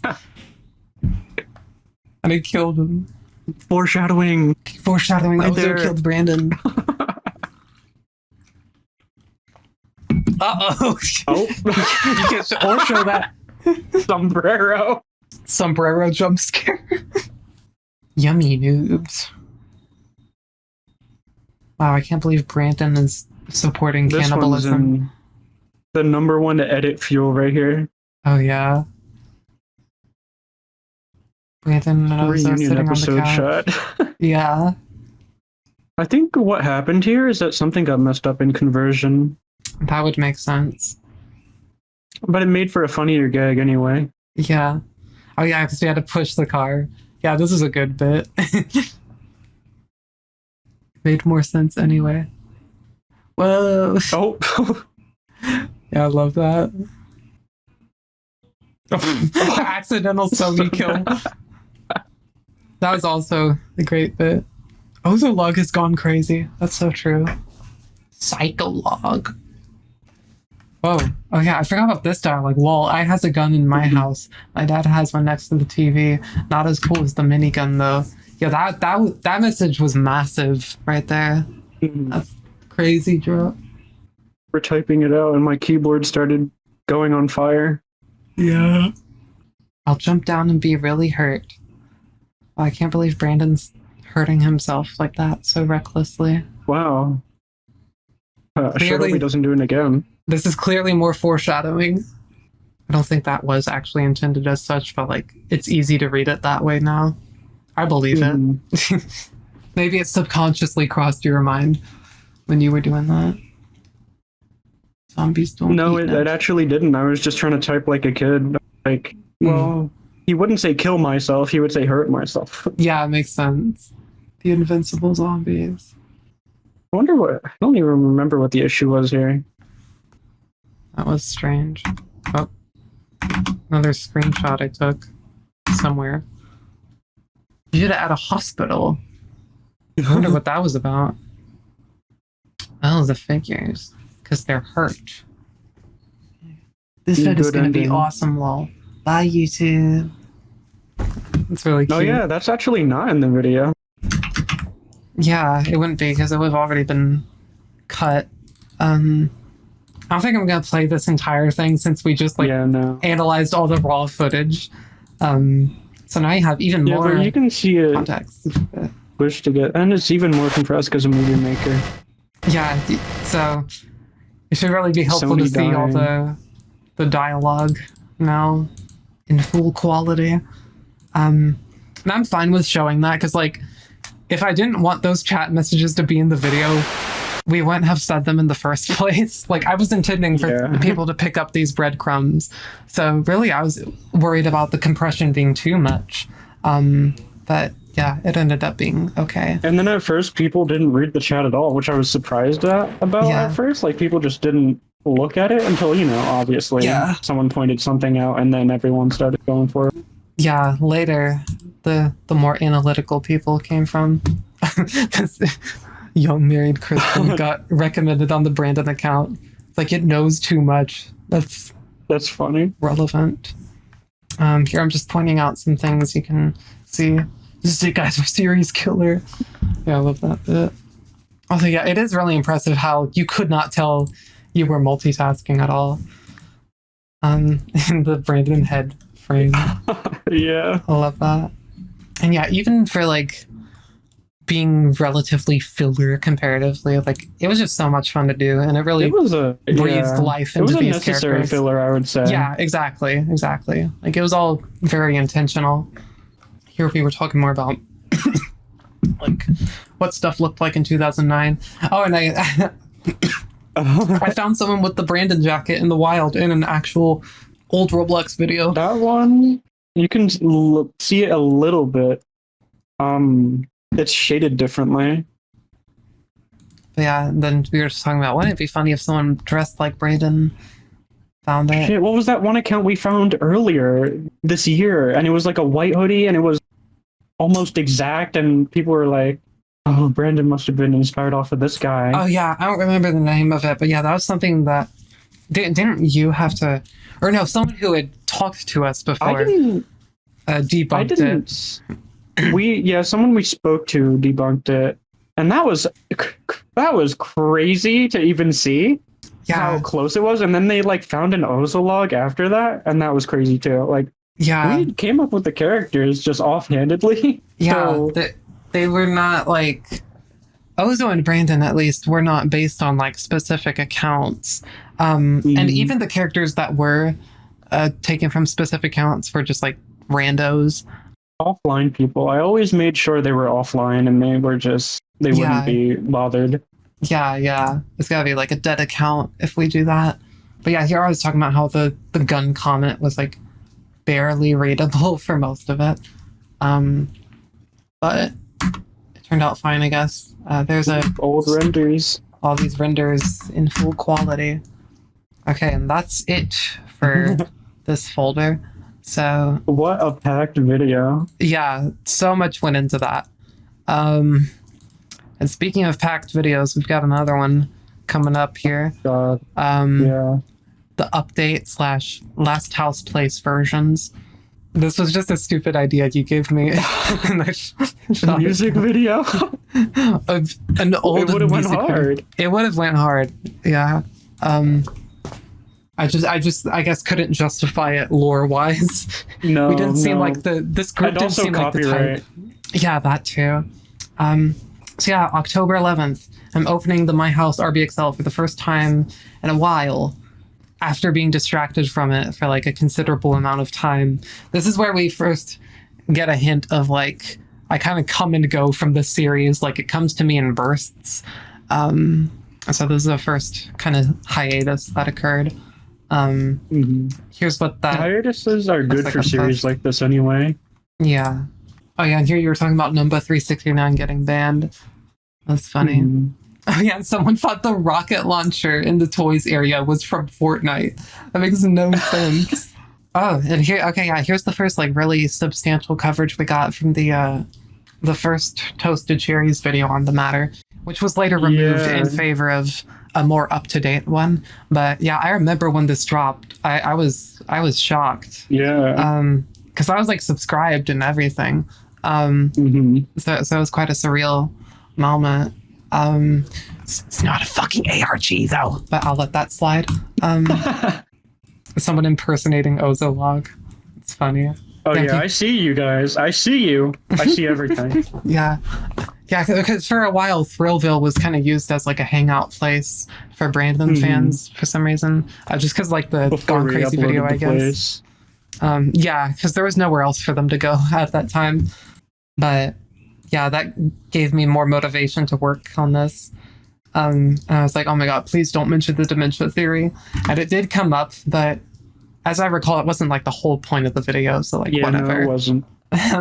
And here's oh wait, we're all the way in 2022 now. Yeah, there was like a considerable gap in what was happening here. I guess because we just kind of like stopped a little bit, and then like the burst of productivity from people being interested. Yeah. Here I was just talking about how I was kind of worried about like finishing this and compared to like expectations and stuff. And yeah, there was a really funny comment I saw at the time. I was like, oh man, I'm so glad this isn't like a cult story or whatever. I was like, oh, who would do that? Yeah, who would do that? I think despite everything, it was cinema. Yeah, it was all great. like, it was all good. It has its flaws, but like, I wouldn't have gone that route if I wasn't like confident I could do something interesting with it. Like, and like that's not, in my experience at least, that's not as common for this sort of thing as the paranormal angle. So as far as I was concerned, I was still doing something like more unique in this space, especially for like Roblox specifically, because I was kind of uncharted territory. We were already kind of breaking into uncharted territory with the whole scary Roblox recordings thing, because when we were making this, the only thing that was recorded as unfiction or like ARGs or whatever, like 90s games, like pixel games, like I believe at the time 2021, right? So like Walter Walton files. So VCR stuff like that. So it was newer, I would say. And then we did have Gunslinger Pro. I think that was one of the things that kind of like really made me go, oh, we have something here, because like, you know, the Gmod web series, all those things, they were very interesting to watch. Here you proposed the idea of like a game that was like specifically about the Sundowner cult. And I just kind of figured that might be too obvious, but it is an interesting idea. I do kind of wonder what that would have looked like. The Sundowner school or hangout or whatever. I would have definitely, like, more I think about this, I would have definitely chose Hangout, because it's like, oh, this kid thinks there's others like that, you know what I mean? But it would have been yes for the series. Like, it's just a normal thing, like, oh yeah, hello Sundowners, come hang out, come raise with me, whatever. Like, and here I floated the idea of Brandon like making vent art as the series went on and like becoming kind of disillusioned with the cult. But we did not end up going that route either. But it was something that crossed the mind. And here we were talking about the chair brick battle NPC incident and working on the house place a little more. Trying to load up the studio and it crashes. Classic. Okay, yeah, so here I'm documenting the changes I've made. The house is closed up at this point. Not Brandon being evil Fire Skull. Yeah. So here's that up close. Light bins and some of the green blocks. There's more of them. The spawn location decal plastered everywhere because it's like a sun. That is the intended. Yeah, this was again like this was before the spawn location was like taken by newer games like this year, last year. I didn't even know that was a thing happening, honestly. Yeah, I wonder if we had any influence on the spawn location symbol becoming more prominent for this sort of thing. It would be interesting, yeah. Just a coincidence. Because I know it's most popular now in like Forsaken and stuff. Yeah. I think Forsaken. For me personally, I only know Forsaken exists. I'm like totally tapped out of modern Roblox, but I hear they've done like a tribute to Brandon Works and stuff. And there's some other game that did a Brandon tribute as well, which is neat. Shout out to that. I do appreciate it, even if I'm not playing. I believe it is called Owned by 14 o'clock. Talking about just more plans for the house place. This is when we realized like the house is over, and we started coming up with other ideas. Yeah, like we were really reaching the end game for the house in specific. And I mentioned the idea of him saying like, oh, I gotta go, dad's calling, that kind of thing. And that eventually showed up in Ultimate Build. Pizza Place. Yeah, worked at Pizza Place. We planned for so long to have some found footage from work at a pizza place, but we never ended up doing that game specifically after all. It was just Thrillville, Ultimate Build, Heli Wars, in the recording place. And yeah, It's such a good choice. I still really like the Heli Wars choice. It's like I don't know how to describe it other than it feels very Brendan and Ocelot. Yeah, it's definitely become iconic for that. Oh, and here's where I come up with the idea for the real life paper showing the family rules. That was a genius idea. Yes, I fucking love that. That's one of my favorite things I did for this. And yeah, here you were getting kind of like an idea of what it looks like. My mom actually saw me tape it onto the wall, and she asked what it was for, and I was like, "Oh, just a YouTube video." Oh man, that's and so funny. She didn't press further. Good. That's really funny. I don't think you ever told me that. That's really funny. Yeah, no, because it was like a offhanded comment. I was like, because I was in the laundry room, and I was why are you down here? Like, yeah. So here's where I actually designed that. And here's what that looks like in its full resolution. That must be pretty cursed. The original asset. We had multiple people offer to print it, potentially. Our first candidate ended up having the ink dying, so that this did not work. Evil version. Yeah, the evil version. So here's how to like mess with the resolution to get it to print properly. Function. Then this is about the time you start offering to do it. So there, my printer. And there's the first proper image we ever got of it in real life. Oh yeah, in my house. And then you're like, I'm gonna tape it to this door. We got multiple variants of this photo, but only one could be used, and it was this one. So there's that. This one was in its original resolution. Slightly orange. Yeah. Definitely ominous. I love it. And here's the decal crop of it. Put it in studio. And yeah, that's how we got this. That's what it looks like in studio in the full resolution. Incredibly good shots. Yeah. Love that. And I just had to hope the compression didn't murder it in Windows Movie Maker, but thankfully it was fine.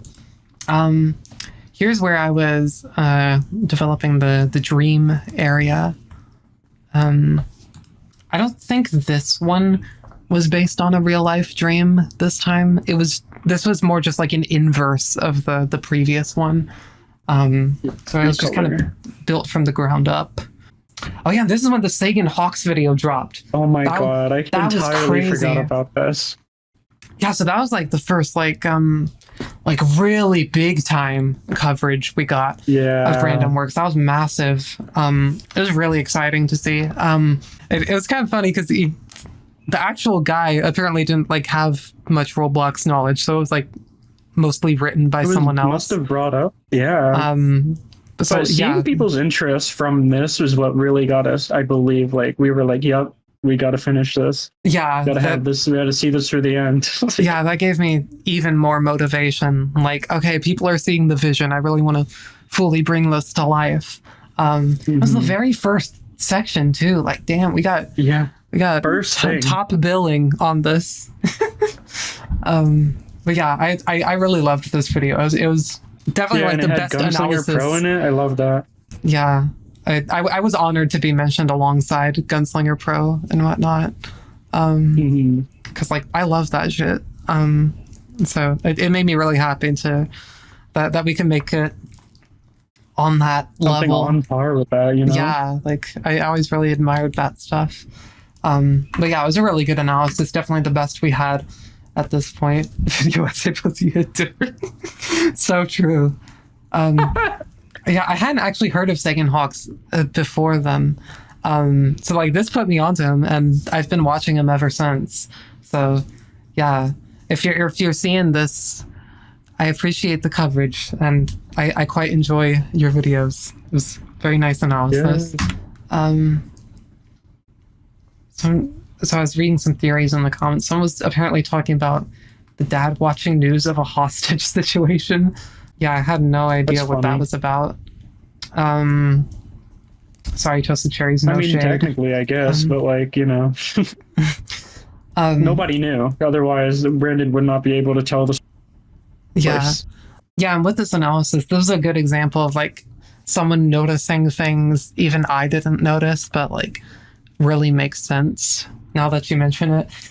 And he doesn't dwell on the sundowning thing too much. Yeah, mentions that could be a cult thing. You get it.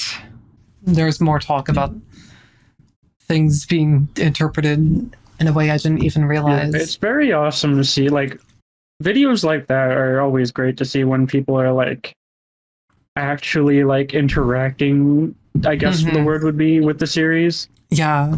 House V19, the version that would never be.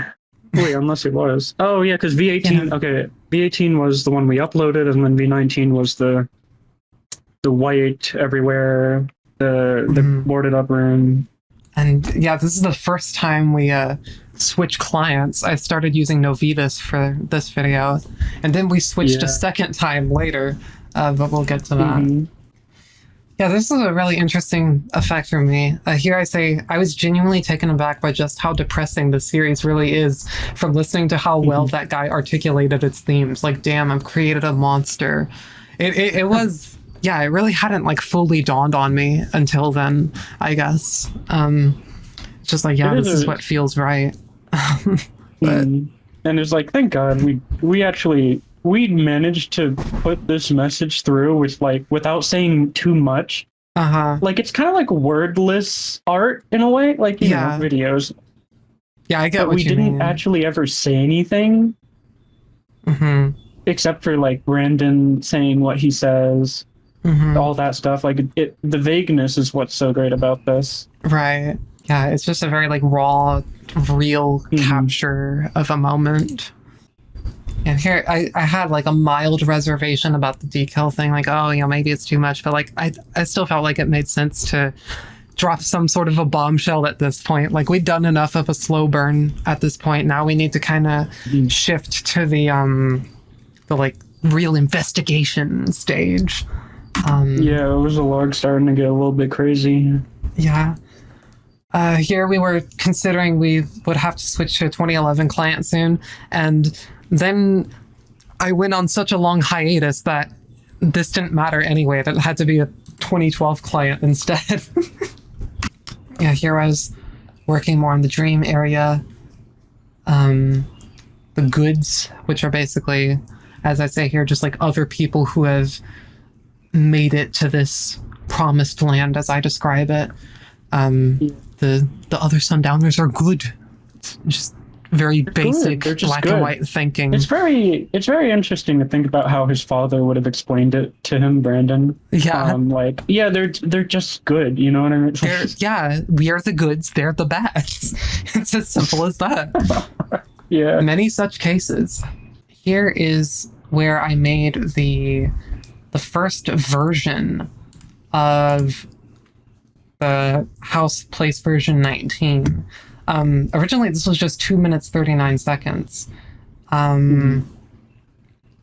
What's different about this one is I hadn't settled on the YouTube PM plot point yet. I believe all of this is normal, but otherwise it just kind of ends more abruptly. So here's what the old outro was like.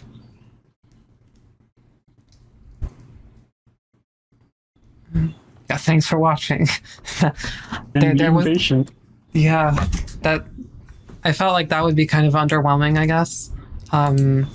So yeah, and here I was talking about the stopping moving, and yeah, I do still find this interesting how in this context, like playing the video game is acting, you know, there's emotion you can convey through your keyboard inputs. I thought it was quite fun to do that. Here's another random idea you mentioned that unfortunately didn't come to fruition, but something about Brandon saying some cryptic shit while Ozo's AFK, and it just only shows up on the recording. So here we're brainstorming like how to logically justify getting more like gameplay found footage. And then here we're talking about the running away from home idea. Tries to make a nice place before leaving entirely. So Brandon says, "All right, fuck this." Yeah, he said that out he loud. actually said this. Yeah, so I was imagining the last version being like a green plate with some flowers or something. And then at the time, I was imagining the ending to the series would be Ozo and Brandon reuniting as a way to And then we balance out the decided, depressing let's circumstances. twist the knife a little bit. Yeah, that I decided no.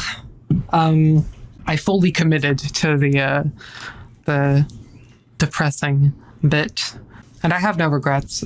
Frankly, I feel like a reunion would have been kind of a cop out with what was being built up here. Like I need to just like show the full grim reality of where this particular situation can inevitably lead, you know. The reuniting thing, I'm glad that we chose what we did instead. Yeah, it was But much it's, more like, so striking much this more. way. Yeah. Yeah, like I don't think it would have had nearly as much of an impact on people otherwise. Yeah, here's where I'm talking more about the YouTube PM thing. Justifying the reunion would be into 2011, haha. Probably no later than mid, haha. Yeah, totally. Nope, hang on, give me a sec. The first poster candidate got it working, but only after we no longer needed it. Here I was talking about making the last house versions. Yeah, so the one out should just be one big finale video going through everything. It'll show the last remaining house versions in succession, reveal the YouTube PM, and lead to the reunion. See, that part didn't happen, but yeah, I did end up including the YouTube PM in this video. YouTube PM was a good build-up anyway. Yeah. Yeah, I was thinking the reunion might not even show footage. It might just be a group photo, because I was thinking if I were the protagonist, I don't know if my first instinct upon reuniting with my old best friend who I had just learned had to fucking run away from an abusive home would be, oh shit, let me record. Which, yeah, fair enough. But that's just even more reason it would have not been very interesting for the series. Like, okay, guys, here's the ending. It's a picture. Bye. Thanks for watching. Like, no, you can't do that. Oh shit. Yeah, and this is where you let me know the first animation meme we ever saw for Brandon. That was so good. That was a big accomplishment to me. I always like dreamed like what would it be like for Brandon Works to get this like full on fandom activity, the animation memes, the shipping, the art, like all of that. I love it. I was fully anticipating it, and it was really lovely to see that. It's funny to see it come to life. Yeah, all the fucking like Brandozo shippers and stuff. Like, I see you. I love that. I was literally hoping, like, man, someone needs to make Yowie out of this. You know, like it's just begging for it. I love it. Right. So here's where I talk about the changes I made. Right. So originally the YouTube PM was going to be from someone claiming that Brandon was staying with them personally. But instead, I made it so that it's just someone saying their friend lives in a town where a kid went missing at the same time, yada, yada. I felt like that was more natural, and I just added it to the existing Last House Place version, and showed the last version where it's like gone and everything, and just put that all in one video because I didn't want to stretch it out to multiple uploads. Here's some more inconsistency being shoved in my face, and yeah. But yeah, I just used that for continuity. I stuck with the same RBXL. Still talking about the reunite video. That is not happening. Brainstorming more stuff. Here's another picture. Cursed screenshot that never amounted to anything. Oh yeah, and I was searching for stuff on the blog for reference, and they literally just removed the archive. It was fucking horrible. But thankfully there is another website that exists that archived it that I found out about later. Oh my god! Yeah, my you brain came up waves. with the impersonator plot twist.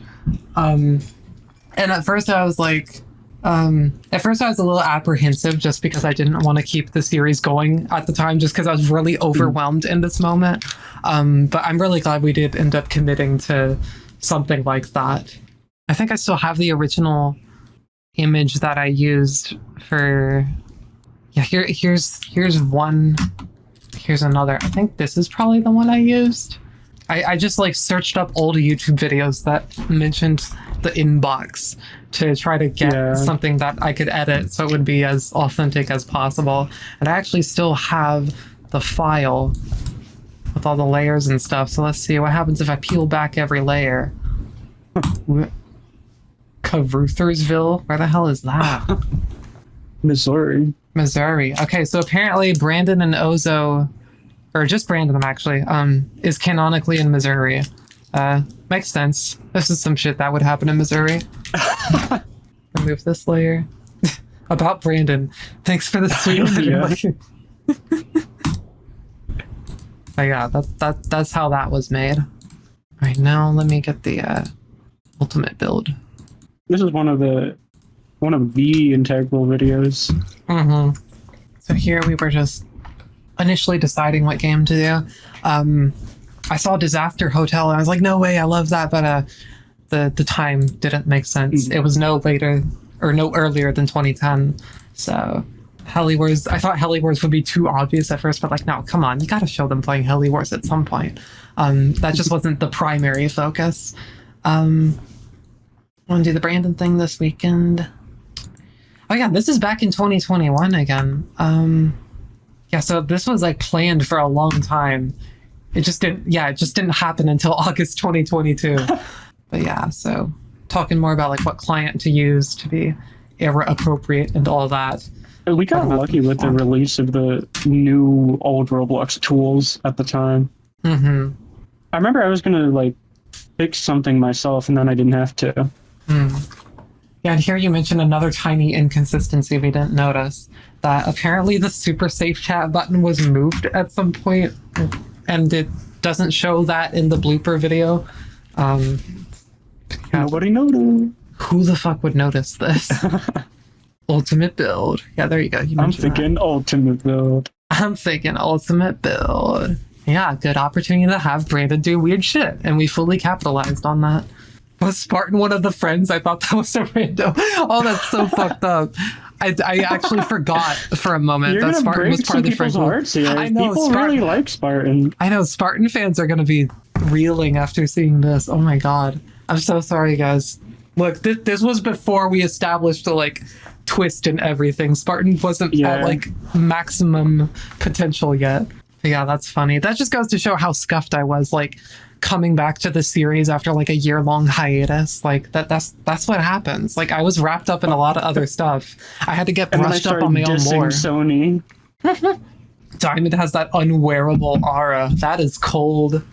And I described Sony's iconic outfit as feeling disposable in a way. Not that it isn't good, but that's just the personality I get from it. That's also crazy to think about, because like that outfit became iconic. There's so much Sony stuff. Yeah, like everybody likes Sony. And we changed it, but everyone just sees him as the PlayStation with studs. Yeah. Yeah, and at this point, I also forgot about the Brandon bio thing, the God's Sons. We mutually agreed on it. It had been long enough that I didn't even remember that. Like, that's what a hiatus will do to you. It's crazy. Yeah. But you can get away with that as an unfiction series because there's like in-universe explanation for Ozo being away from the channel for a while and all that. Guy 35. Dude, imagine if we put fucking Guy 35 as one of the background guys. Ronnie there's Ronnie's though. That did actually make it in. And that's a person. That one I dig. Iced Latte. That's another rando. VIP Rocks. Mentioned all that stuff. Thank you, Novitas, for the custom shirt ID feature. So that way we could really easily recreate the outfits and whatnot. Ultimate build sex glitch. That's the first thing I read on this picture. Ultimate build sex glitch. We must not go there. The first test image there. Um, 27 green bricks. I think this was something someone commented about it after the fact. The epic cheetah YT solved it all. Yep. Oh yeah, and something. Yeah, there was this like visual bug. Yeah. And I like knew that Thanks, people were going to 2010. read into it, but that's just another thing where it's like an actual bug with the client at the time. Yeah, there's a little, you see it right there. Yeah, that was just happening. It just did that. But it's like, oh, the world is broken, you know? So I can see why someone would read into that not knowing that it's just a normal glitch. And I mean, again, it's like fitting, you know? I dig it. It's just, yeah. Brandonworks really benefits from people not being there. Yeah. And benefits from, you know, clients actually being so buggy and stuff. Yeah, there's a reference for how Spartan types. He uses grammar, but still notes sometimes. All right. So here's the real funny stuff. Here's our next session of messing around before the actual filming began. Again, this is the opposite of canon. This is some really stupid shit in here. But yeah, let's see what comes up. So yeah, already. I'm pretty sure Brandon didn't say that. Hey, go to 10 out of 10. Oh yeah, just safe chat. See, just normal stuff happening. Damn, Brandon, get her ass. What the hell? That's actually a character we don't actually see, I think. Like, the only time people see her, only a few pixels of her. Hold on, let me double check the video again. She should be like somewhere over here floating around in the boat. You're too far in front. Oh, there. Yeah, there. Two I think pixels. That's her. Yeah. I think I remember people commenting like, oh, you know, there's an iced latte in the player list, but you never see them. You do. It's just like barely visible. She is just not relevant. That's just one of the background randos. But now you can just watching. Yeah, you can see the outfit up close. That's what you were missing all along. She was just sitting there menacingly. Here's the reunion. Yeah, this is totally how the reunion would have gone. In another timeline, this is how Brandon Works ended. There's the Brandon POV. Out of there. Wow, what a dick. I can't believe Brandon did this. Wow, sick face. Yeah, no, that's what he really looks like. If he could afford any Robux. Okay. No. These are so bad. That's normal ultimate build activity, okay? Who didn't? No. What was Rodney's doing? Damn, Ronnie's, this isn't Google. Oh, there goes Ronnie's again. Oh, wow, it's just Sony. A normal picture. Wow. I love this one. Brandon, this isn't Google. Oh, it's just the player list. It's Novitas. Okay. See? It's normal. Yeah, there's the popcorn machine. Everything's fine. They didn't. Oh.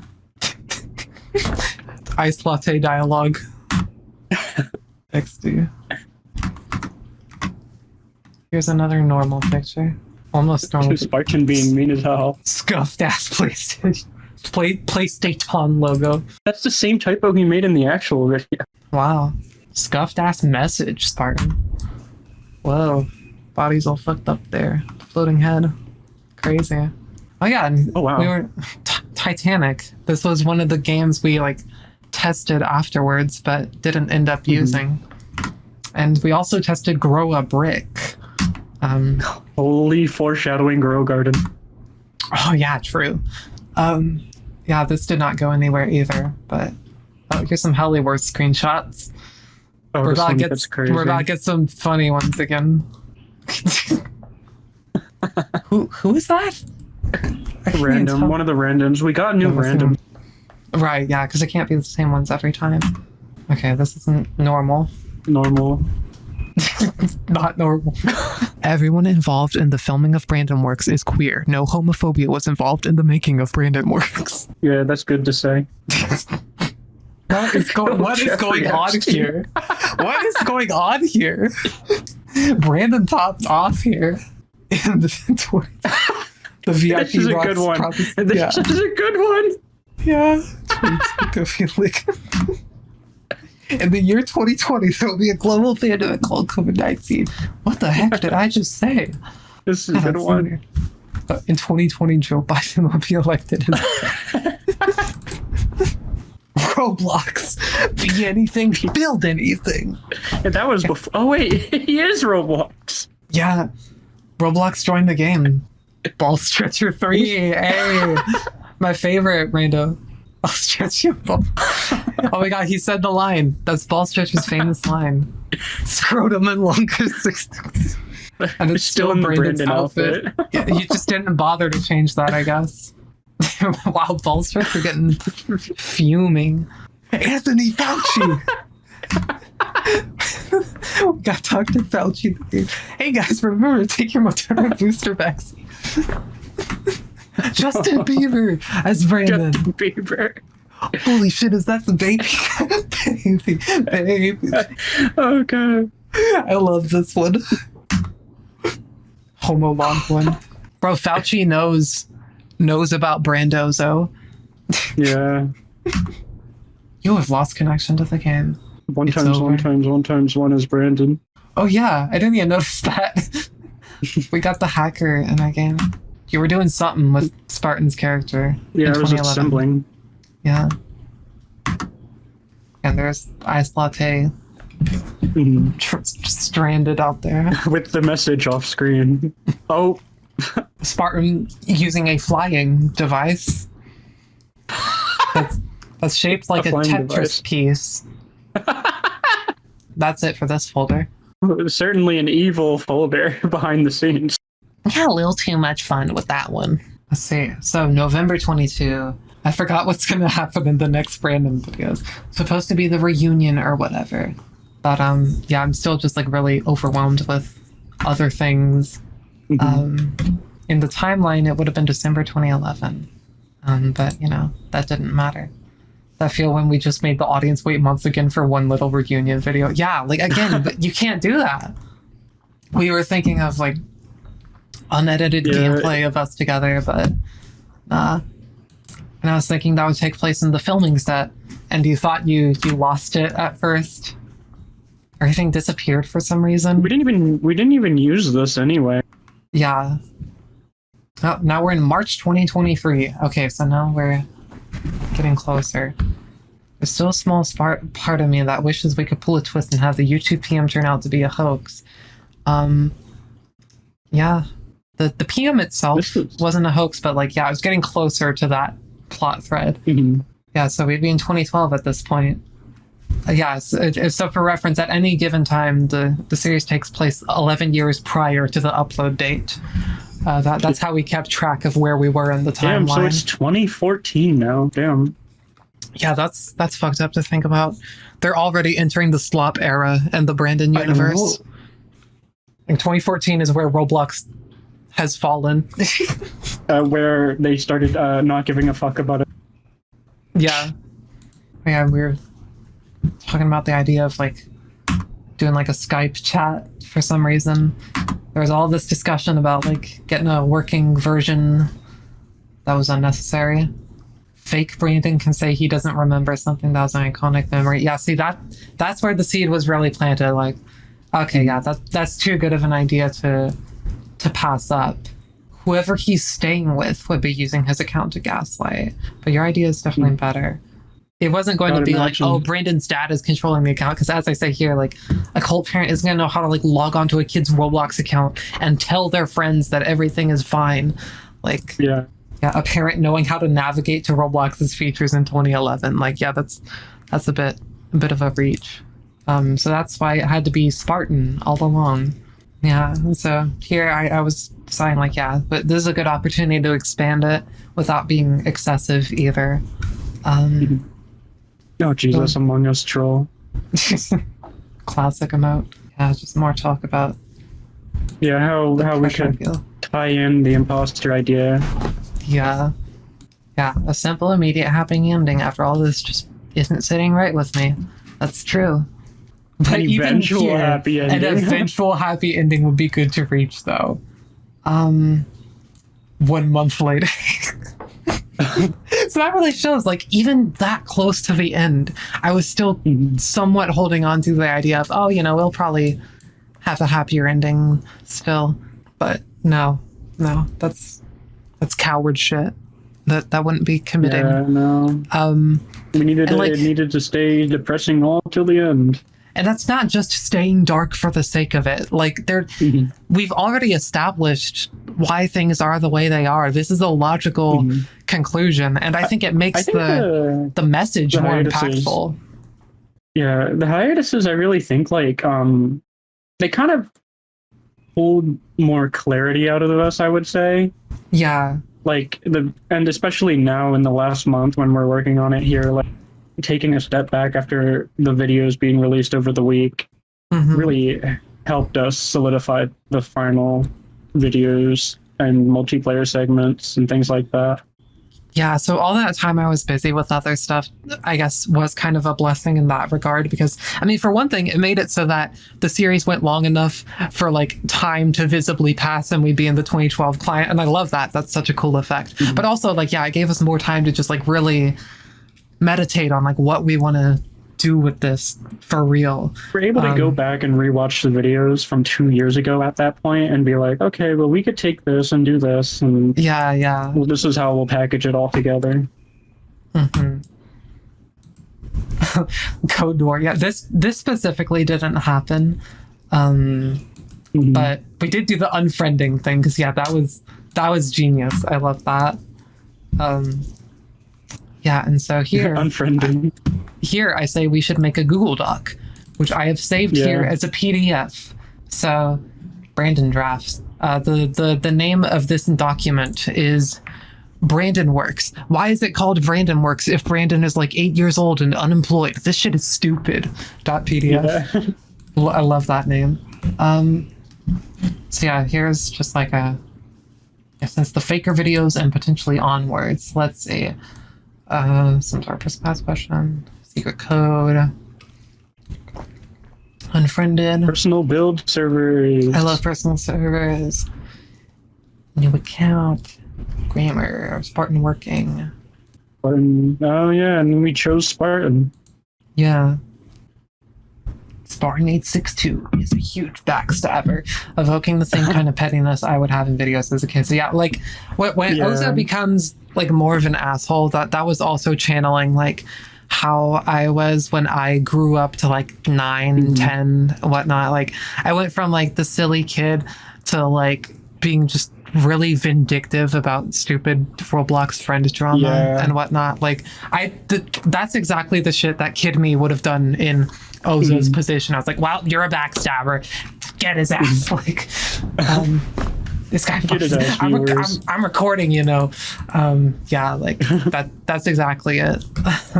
And then the eventual fate implied to mean a death pact sort of situation with the cult. Oh yeah, we had like specific video overviews here. I'm not gonna read out all of this. You can pause and read if you want. But yeah, we over time had these overviews written so we could be like referencing that on the other monitor or whatever while recording, and make sure we stick to the outline. It's not like specifically scripted, but a lot of it still was improvisation on our parts. Like it was. Yeah, these are just like general. These are just general plot beats, not like the exact line by line messages you have to say. How we continue on from the faker reveal is a good twist, but how do we eventually arrive to the real Brandon? Well then, I was it'd be some bullshit if the real Brandon just came online in the middle of this. Wait, what if the real Brandon walked in on the fake one? That'd be scripted as hell, but it's a funny concept. And at first, even you thought it was too unbelievable, but we decided like, okay, he comes online, but he still seems off. Like he's heavily monitored. And from there, we get like the safe chat idea. Like he can only communicate through that. Which I really love that mechanic, you know, using using a specific Roblox feature as a way of delivering horror like that. Like it's very baked into the game itself. It's something that was made to be safe. Yeah, exactly. Brandon's just A75935 alt. That would have been such a shitty username. But yeah, ultimately, my thinking was like, while it is a crazy coincidence that happens, there's no reason that this couldn't happen in real life. And like, at the end of the day, it is a fictional series we're writing here. So like, I would rather commit to something that's interesting and makes for compelling drama and themes and whatnot, rather than like chicken out of it because like, oh my god, but what if that's too unrealistic? Like it can still happen, it's just crazy coincidences happen in real life too. Like who cares, man? Like it's fine. It was a good choice. Yeah, I'm glad I did commit to that. Cool, Brandon. And then we shortened the number, and yeah, this account is mature now. And then you sniped the name, of course. Add me on my new account. Originally, we were thinking we were going to have to like manually build a personal server and not be able to save the map easily for technical reasons. But yeah, at first I thought of the idea of having someone host it on a server PC that kid named Memory Leak. But then I realized I could just do something. Just use an old one. Yeah, where is that? Oh, you're just showing me like impersonator accounts and stuff. Brandon Works 667. Brandon Works _ARG. This one's really bad. So yeah, here I decided the YouTube humor is legit, but the faker is a whole separate person. It's like a game jacker. And later we decide that's Spartan, and he has his reasons for doing that. Like, it's trying to help give closure. 5 It's a.m. misguided. Damn, we were talking about this at 5 a.m. Just like old times. Next Brain in the House version gotta have his dad say, I do not have dementia! Stop saying that. That is a funny idea. Yeah, the faker friend in question should be Spartan specifically. Yeah, I felt like it was in character because he's like the mature one of the group. He would devise a plan like that and think like, it's for the best. To get him to stop thinking about it, otherwise he's gonna start going crazy.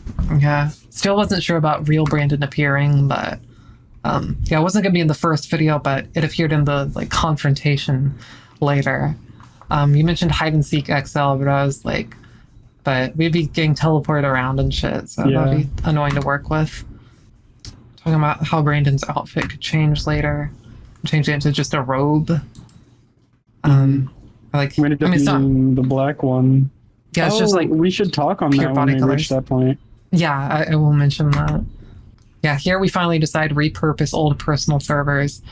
I had to search through like a bunch of old versions of places on my account, see what got overwritten and stuff. This was not the one I was looking for, but there's something. Yeah, the old terrain doesn't even load anymore. They don't convert it to smooth terrain or anything. It's just gone. It's fucked up. There's something. There's another one that wasn't used. Here, you thought there was the time inaccuracy, but I explained that the recording is old, even though it was uploaded in what would be 2011. Oh yeah, in the original version of one of these videos, there was Discord audio at the start that I almost forgot to remove. So yeah, this is that. This was one of the fun ones. Actual personal server in action. I don't know if there's a whole lot of need to like watch the whole thing, because we're at a point where like there's so many screenshots that they just do all the talking. It's mainly just the early ones where I had to provide some extra context. We'll just keep looking through this.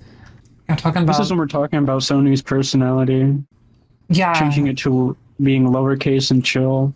Yeah, right. One of my friends was talking about how like Sony's typing style kept changing throughout videos, but I explained it as like, they're a quirky one, and like people change their typing styles over time anyway, including myself as a kid, and I base Ozo on that, getting like more grammatical later on and all that. I hope Brandon turns normal. That did not happen. All I needed for the third video was a good fake PM screenshot, which, yeah, I remember that. That was kind of a hassle in its own way. Yeah, this went through like multiple revisions, and this is the image I used as a template to edit. That's a good one. I love this ad here. Yeah, so upload the first meeting video. Someone already suspected it's the real brand, or not the real Brandon, which was good. As I say here, I wanted it to be kind of off, but not obvious. Just like you could see the seeds being planted for that, but Because it was a couple years, so yeah, like there's plausible deniability. There's an argument to be made for both sides. and then there was There's an a fake impersonator. account. That's funny. People Oh, were. that's funny. I really liked how quick people were getting with it. Yeah, that really shows the dedication already. I don't really get what the point of it was, but yeah, I thought it was funny too. So here's where the hassle of creating the fake PM begins. You had to make a render for Cool Brandon. Oh wait, here's something else entirely. People are like, oh, they type so fast, but I was slowing down my typing for this. And also I was already a fast typer as a kid, and I learned to type from typing on Roblox all the time. It's one of those things where it's like, it's a fictional story. We're not going to make you sit 10 minutes just to wait that for too, like, Brandon to type. Yeah, that too. It was just good for pacing anyway. So like, I think all around it was like about as balanced as it could be between believability and pacing and all that stuff. Yeah. Okay. Now we're back to trying to make a cool Brandon render, and that does not look right. And then that it looks off. Yeah, that's not the lighting. I don't know what the fuck happened here. I don't even know. Then We're back on the typing argument. Another friend was like getting on my ass about it, and I'm just like, we're gonna kill you. Again, no idea what's going on there. Fucked up cool Brandon. Again, that's And then not his right. neck was messed up. That's just wrong. What happened here? See there, that looks normal. You got something. Just modify that to have the cool Brandon outfit. This is like committing surgery on a grave. Broke versus woke. Yeah, there we go. We got it. Yeah, geez, I don't even know what made it struggle so hard. Yeah, you had to get like some other thumbnail renderer for it, I think. Oh, yeah. And so here I was using the web archive of Roblox 2011, just looking for any bold text that I could use to like paste onto the image. So I just took the login page and put, let me explain. Let me explain. That looks really Username, ominous out of password. context. There's another example of what it looks like. Because I was trying to show like, it really does just look that weird on the actual thing, the report abuse being like misaligned from everything. I have no idea why it was like that, but I guess it was just to make it obvious in a way. Because a kid is going to be like, oh my god, Yeah, I gotta maybe. report this. And then they see the button. March 27th, 2012 was a Tuesday. At 11 a.m., Brandon impersonators should be in school. So then I changed it to 12 p.m. Because, let's say Spartan was on his lunch break sending this message. But then the problem was, wait, that means Brandon's weekly appearance would have to be canonically Wednesday or Thursday, not Sunday like I envisioned. I guess this cult is just really weird, and Thursday is the holy day for some reason instead. It's like, yeah, whatever, man. We'll go with that. It doesn't matter that much. Who is going to like look up the date Analyze for 2012 Brandon this and deep. see, what day of the week would this have been in real life? Like that was just a friend giving me a hard time to be funny. Like it's whatever. It's fine. And then here's more revisions for the inbox thing. And I was getting very annoyed because I didn't want to keep making all these micro adjustments. Still going. There. He fucking dies. The baby fucking died. For some reason, they thought the first meeting was how it ends. Like, no, I would not end it so abruptly. Text is way too big. Yeah, no. And then I just went with a previous iteration. And like, yeah, it's fine. It looks fine. Like Nobody would notice. Nobody's Nobody doing has a- noticed. nobody's doing a pixel by pixel analysis of whether, you see, this is actually 3 pixels larger than the font was on the original website on this particular date. Like, oh my god, shut the fuck up. After a certain point, you just have to accept good enough, be practical. Nobody was there for it, so it's okay. it's not Brandon, plot twist. And someone commented that when it wasn't even like long enough for them to have seen the video. So I wonder if they actually called it or if they like skipped ahead. Why the main character unfriend Brandon at the end? Oh, see, I was so mean.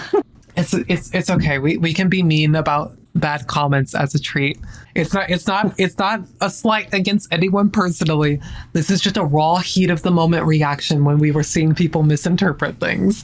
But all is well in the end. We still love that people liked this. But yeah, it was an interesting challenge, I'll say. Yeah. Like, in my view, it was not out of character because, like, you know, Ozo's just getting mad, like, oh my god, I've been duped.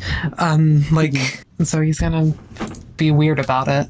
I just thought this comment was odd because it didn't really have to do with anything that was happening right now. But, like, yeah, that could be the case. We never specified. And we never will! Yeah, I was renaming a video so people wouldn't think it was the final thing. There's explanation where we argue with Spartan. Imposter mentioned. Brandon isn't going to come back. Guy who didn't watch the video. The guy who didn't watch the video. Brandon Defender is... Yeah, I agree. That would have been too shallow. That's why I didn't do that. Oh shit, we got progress. That'd be awesome, yeah. For the place. Let me... Yeah, so here we were just kind of talking about the nuances. Yeah, like, talking about the audience and how we should be doing things. It's kind of interesting to like. It was so interesting at the time to like see how people interpreted things, like the live viewers, like the viewers that watched and then immediately commented. It was interesting to see all that. And then I eventually realized like, oh, there's gonna be people that get the idea, even if they're not the commenters. And obviously with the videos people have made on Brandon Works, like Toasted Cherries, Sagan Hawks, they got the idea. Yeah, this is another funny thing of like accidentally interpreting a normal Roblox thing as having like really huge significance. But I do still enjoy this thematic interpretation that like the message covering the screen is kind of like putting him on a pedestal.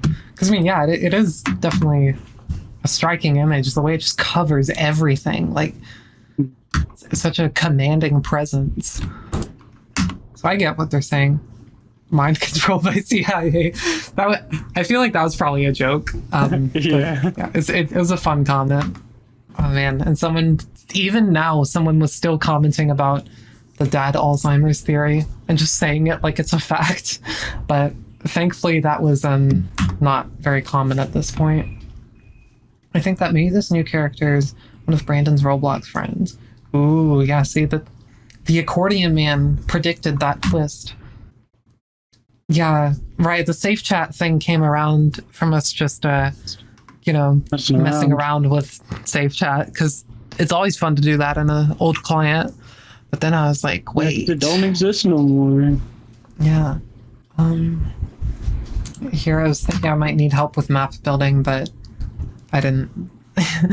Yeah, it was interesting building the like new Brandon map with the stamper tools in Studio. 2012 Studio was like way easier to work with that stuff compared to the 2010 Studio. By that time, I remember loving the terrain tools. Yeah, the terrain tools are so fun to work with. I love all that. Next one is the last. And here I was nervous about how people might take the ending. Okay, yeah, so this was like one day before it uploaded, and there was still something a bit different. This original idea was that there would be a message left behind built out of blocks on the ground, which I guess you kind of see somewhat with like the spelling out stuff in this. But yeah, we hadn't fully gotten to that yet. I think we're getting a bit ahead of ourselves here, though. There's some earlier screenshots I want to show first of when we were actually in game. So here's when we were in the personal server. Brandon's profile. Yeah, editing the account to have the robe look, which is really just like all dark.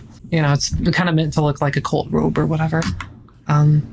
Cool Brayden with a doggy face. And just Brandon687, no cool for some reason. This is a good one. This is my favorite line in the series right here. This really was a Brandon Works. I can't believe we got away with that. I know. So to say so, BC. Right, you had to like set the membership type in the console. Mm. You can't build that. Oh. C4s in a painting. We're griefing, it's crazy. Fuck you. Cool Brandon crash out after being asked about his grammar. Sony gets in on the action too. I watch you. Are you watching Yahoo Yippies? Google giggles. Okay, we're both queer here. We can say that. Yeah. The Yowie. This is the good ending. Making up with Cool Brandon. What the heck? Just kidding, yeah. Spartan. WTF. Trolled. True, this was an actual bug. The trapdoor blocks weren't disappearing like they're supposed to. So we just had to not walk on it. Yeah, we just avoided them at all costs. Yep. Roblox. That's so true. And we got Minecraft new hit game. Yeah, here we were in the process of like writing notes for like what to say in the questions. And then someone just put how to effectively brainstorm as a team. Singing Justin Bieber again. Damn, this shit is ass. Gex. Starts misspelled Gex. I love that. Your Aunt L plus ratio. You know the Wait, McDonald's Shamrock Shake. Oh god. Thanks for watching. Thanks for watching. You were disconnected for being idle 20 minutes. That's a good photo. Yeah. Man, this Brandon is fake as fuck. Oh, Brandon current day Heli Wars for some reason. What the? So yeah, here you were just messing around on the account. And one of the other actors like sent a PM so you could respond and be silly. Religious trauma as any day. That's crazy. Brandon, you low-key lame? Oh, here's another great shot from the studio server window and stuff. I'm Brandon. I copped a new outfit. Crazy things happening here. Brandon with OVC. Wow, Brandon really is rich. Yeah. Oh, when we had to use the OBC icon as a placeholder so we could put the friend icon there. Oh, yeah, that's why we did that. Right. Yeah, you had to like manually set the friend icon with the console or something. Whoa. More Brandozo content. That's crazy. Not canon go. Oh. Everyone here is gay. No homophobia was involved in the making of Brandon Works. You should probably censor it for like YouTube. Yeah. No way, Sundowner theory confirmed. After all this time. Alzheimer's. Sundowner. I have Alzheimer's. Homeschool is cool. Yeah. Help me with this. Me? Okay.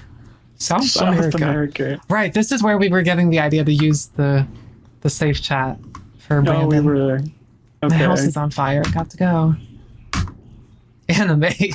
Okay. Anime uncertain. I give it a 5 out of 10.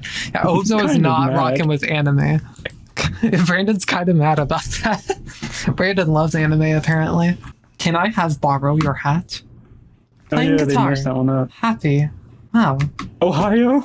Whoa. You can't say that with safe chat. I got banned for doing this once. It's crazy. I got terminated, actually, that's ridiculous. and had to appeal it for doing the fucking boy girl juice safe chat meme. That's ridiculous. Yeah, that's crazy. That's off for now. Crazy exit. Rest in peace. No. What? Oh god, I forgot about that. That is a real option. That is a real option. Did they know? I don't think so. I've got to book it. Good dad. Oh, that's terrible. Trampoline dad. Not bad. Yay, rock on. Who? Lol, who? You are who? This game has shut down. Okay, now we're in the, like, when I was designing the new place Brandon made. Place picture. Yeah, there's some stuff that was messed up in the client. Kin. Ooh, BSR screen recorder. There's some, like, server screenshots from all the debris. Look at all that stuff. It's beautiful. What a mess. Playing with the terrain tools. Oh, man. Oh. Okay, now we can go back to this. Right, someone called that Brandon will fucking die from that thing saying meeting goods soon in the new place. And then you came up with the genius idea for the finale of the Brandon NPC with the dialogue box. And that was a new Roblox feature at the time, so 2012 really saved the series here. Yeah, totally. So, like, again, blessing in disguise that it went on hiatus for so long so we could do all these new features and stuff. I guess what I meant by this was I was talking about the previous versions of the new place, like why he didn't put dialogue in the 2012 game. But I don't know. I feel like he just didn't feel the need to, because it wasn't like the final version yet. He didn't need to leave his final message for the friends to see. But yeah, like, that would be both easier and more visually striking anyway than the, like, spelled out letters with the building. And so you created this demo video to show me what that might look like. This was just, like, very rough draft dialogue, like conveying the general idea, blah, blah, blah, yada, yada. Yeah, this actually happened. Some text about reassuring the player is fine.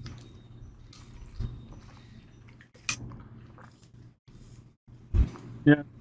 And this Shock. And shock By YouTube. by YouTube. That's the first demo of what this video could have looked like. And so after you gave me the place file. RBXL, I started messing with that. Yeah, here I was talking about, like, waiting on changing the character profile so no one would know too soon. And I was talking about, like, what's gonna happen to him. It's being delivered through dialogue boxes now. And then I got an idea this morning to make it even more heartbreaking by having a separate NPC he left behind to have a chat with. Like, you can say whether you're feeling good or bad, and it's just so horribly empty. So you came up with the first NPC, and then I came up with the other one, where it's like, oh, hey, let's chat. But that made it even more devastating. But yeah, I'm so glad you came up with that initial one, and then I expanded on it, and, like, yeah, this is just so perfectly horrible. Here's some random studio screenshots. Oh, and Ozo's beating the goods ass. That's crazy. Getting revenge. Here's the first iteration of the first dialogue, but I had to keep changing it so it wouldn't reach the character limit and, like, truncate it with the ... Then this game's shut down. And there's that's another really good picture. With the fuck in the bottom. Yeah, the fuck in the bottom. Yeah, so I think this was actually, like... You should save this. You should crop the Roblox window in the chat and save this as a separate photo. Because this is a very good one. Yeah, this was like it would say the game shut down after I shut down the server window. This was, like, the third client we were using, which had a server window when you launch it like that. But yeah, I believe this was, like, the last image I took, like, as I was actually filming the final video. Because, yeah, you can see the fuck in it and everything. Here's where you're messing with Cool Brandon. Here's an earlier image of the new place. Now I want to take a second to look at the raw footage for the final video, because I believe it took a couple takes. Yeah, so you'll see in the original thing, Ozo actually had his clothing as normal. Yeah. Because what happened was Ozo's clothing being all dark and everything, that was actually a bug. And I just rolled with it because I thought it was fitting. It made it look like Brandon scripted it so that all characters would have their clothes replaced with the cult robe or whatever. So that was yet another weird Roblox bug that just happened to be really thematically significant in practice. Like, it's amazing how much luck we had like that. with recording the series.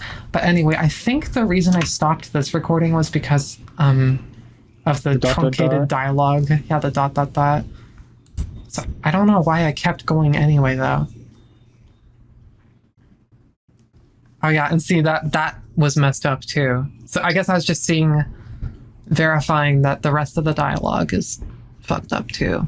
Oh right, and yes, I have to show what the website link looks like without the censoring. Because I did actually put a placeholder text there. So, all right, get ready for the grand reveal when Ozo moves his camera. It is www.fakeass.gov. That's what I put there. That's what I scribbled out. And that's what I was seeing when actually recording this. So yeah, I don't know, just a bit of comic relief for me personally while recording something so depressing. You gotta have that, you know?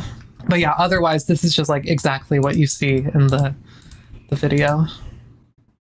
And then that was it. Written Works is over. Brandon concluded. I think there's some... Yes, this is where I uploaded it. And someone didn't know if the fuck was intentional. Yes, it is. That's a feature. Yeah, and even you were very, like, moved by that. And here's where I was talking about the player's clothes being blacked out was a bug. Anyone notice? Yes, you are supposed to notice that. I'm literally shaking. Ozo would never say that word.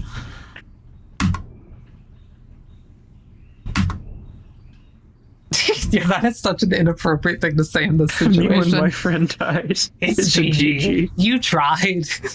Imagine if you actually said this to Ozo. He would fucking kill you for that. Oh, God. Oh, yeah. Right, you were pointing out how you can hear the server window, like it doubled up the sounds or whatever. And that would mean it was also true of the last several videos we did. But, like, again, that's such a small thing. Easily chalked up to a bug. Someone tried to get Matt Pat to talk about it. Imagine if he actually did. That would have been really funny. Oh, God. Yeah. Okay, so that's all the screenshots I have. So all there really is to do now is just kind of give our final thoughts on, like, the whole experience of making the series. I guess I'll start with, like, my thought process of the themes and whatnot, because as you can tell, you know, there is this like extreme offshoot of Christianity. I personally was not literally raised in a cult, but I do come from like the like sheltered middle of nowhere Christian conservative type upbringing, and I often channel that experience into my art. And this was just kind of another example of doing that and expressing like what it can do to a person. Just kind of putting a more extreme example compared to my experience, but like, yeah, it's still a thing that can happen. And for that reason, I always found it kind of funny when like people covering the series or doing like a thematic analysis or whatever, I would notice that they would often try to like soften the blow of it, like, hey guys, you know, now I don't mean to offend anyone's religion when I talk about this. This is just what's in the series, okay? And it's like, well, what if I meant to offend someone's religion? Like, that's kind of it's definitely not a pro-religion series, you know? In that sense, I find it a little insulting when people try to kind of like soften that. I meant something with this, you know? Like, I didn't just make it about that for no reason to be dark or whatever. Like, I have experience with this, and I believe the world would be a better place if no one had to go through such an upbringing. So that's what I have to say about that as far as thematically. But in terms of the technical side, obviously it was super fun working with an old Roblox client in this context to create this story, and really just spawning from such a universal premise. You know, that friend we know who hasn't come on in ages. I really love the idea of turning that into this whole sprawling mystery. And yeah, I just pulled from all my relevant life experiences to make it as authentic as possible, basically. Because, you know, I was there, I was making shitty Windows Movie Maker Roblox videos with my friends, and it was wonderful. And I was there, like, for most of the time you see portrayed here. I joined 2011, so, you know, close enough. And also old Roblox YouTube at the time. Yeah. I mostly came at the series leading by your example because I knew of your bringing and things like that. But I came at more so from like a horror angle because that background, and it was very interesting to see. Like I could notice pieces of you in a lot of the series, and that was interesting to see you put on display, and I love that a lot. And setting this whole thing up, getting it to work, all the tricks we had to do, it was all really fun. Getting our friends involved, all of that, and even now, once in a while I play on the Brendan account and on the Ozolog accounts, respectively, and I try very hard to be like in character. And since Ozolog is more you, again, I am careful. And it's like just very fun to interact with everybody that loves the medium, and very fun to have even worked on it and provided input and helping with the ending and all that. The Google Docs, it was entertaining all throughout. Yeah, I'm really glad we could do this together. Obviously, you're a huge help with the technical side, especially.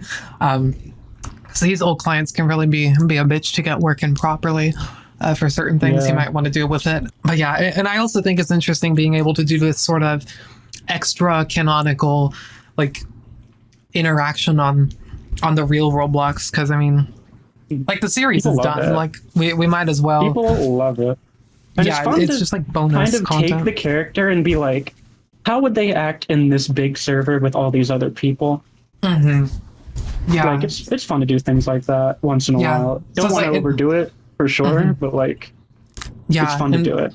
Yeah, and that's the kind of thing I would say is like, it's not canon, but it's not canon. You know, like it's like an alternate universe kind of thing. I guess it's like, okay, here's what it would be like if you were able to interact with them in the current day. Yeah, but in terms of like the actual story, it is of course like isolated to the time period that it takes place in. But yeah, I do think Ozo would actually like upload the place for people to look at and stuff. Yeah, it all makes sense to me. Besides that, the reception has been incredible to see. Ever since I first found out about unfiction series like Alan Tutorial, Marble Hornets and stuff from watching Nightmind as a kid, and ever since then, it was kind of a long-term dream of mine to make a series like that would get recognized in that space. I'm not sure how much Brandon Works has really broken out of the Roblox niche besides the Sagan Hawks video, but even that alone I was really grateful for. And besides that, even more importantly, I also think it's lovely to see how many people in the comments, especially on the last video, like relay their own experiences. I've seen multiple people even saying like they have a full-on cult background and like they felt like these themes resonated with them and stuff. That really means a lot to me, and I'm glad I could get something authentic feeling in that regard, even if I wasn't literally in the most extreme possible situation as depicted here. I was just kind of like, on something comparable, but not like, literally that. But yeah, and of course all the fan art and everything. I even keep a collection of fan art, which is woefully incomplete at this point because there's just more than I can even keep up with. It's crazy. I remember a time where I could actually say like, yeah, I have all the fan art saved, and you would like send me new ones that popped up. But now it's just like, yeah, it's a whole ecosystem. The TikTok edits. Yeah, though. Yeah, I saved some of those as well. But yeah, it's just like a whole ecosystem that exists independently of me now. And I do intend to keep a distance from it because like I don't do anything in the Roblox community for a variety of reasons. This was just like a passion project of mine that happens to use Roblox as a vehicle for storytelling. Because I do still find like the old Roblox engine very compelling for those purposes. But like in terms of like the current day community or whatever, like I'm out of that. So like I let Kinery handle the like community outreach type stuff. And even then I try to keep it to a minimum because like, it's Brandon Works. Like it speaks for itself. Yeah. And the whole series is what everyone out there makes of it. And partially this video is just us explaining our idea behind it so you can enjoy it even more. Now, do you want to announce the things we're considering for the future? Oh, yeah. Right now, be ready for October for a Halloween video. And the newbie slasher is gonna kill somebody. And who's the newbie slasher? I don't know. Find out. You'll see in October. Yeah. So I would like for us to have sort of non-canon or like dubiously non-canon, canon, but also within reason. Yeah, non-canon, but within canon, reason. but not non-canon. You know what I mean? Yeah, like an alternate universe type thing, whatever. Like this Halloween skit you're talking about. And I'm sure there's plenty of other ideas we'll come up with in the future. These also will be like unlisted in this playlist you're looking at right now, because again, I don't want to like pollute the main channel with all this unrelated stuff. This is just like, things you can watch after the main series if you would like to see more from the creators, or just like see other situations these characters could theoretically be in, because it is a very fun thing to work with. I do care about these characters a lot, so I think it's nice to have that option to do it in sort of a low stakes context, just and let it be its own thing. So yeah, look forward to that. I'll make a community post whenever there's a new video, so even if you're not going to be notified in like the subscriptions because they'll be unlisted and stuff, I will let the community post link to that and everything. But yeah, I think that about covers everything. If there's anything I forgot, I'll put like some extra note at the end or whatever that I recorded later. This has been Rowrow and Kinery with the Brandon Works retrospective and explanation of things behind the scenes, fun times, wacky times. It was such a fun series to work on. And I honestly don't think there will be anything as fun to work on for Roblox related than this was, because it was just the response it got was very, very nice to see. So yeah, goodbye for now. This is presumably the last time you'll be hearing our voices on the channel, but not the last you'll be seeing of the characters in any context. So yeah, I'll keep y'all updated on that. Thank you all for your support. I appreciate it very much. It has been crazy to observe. And that is all.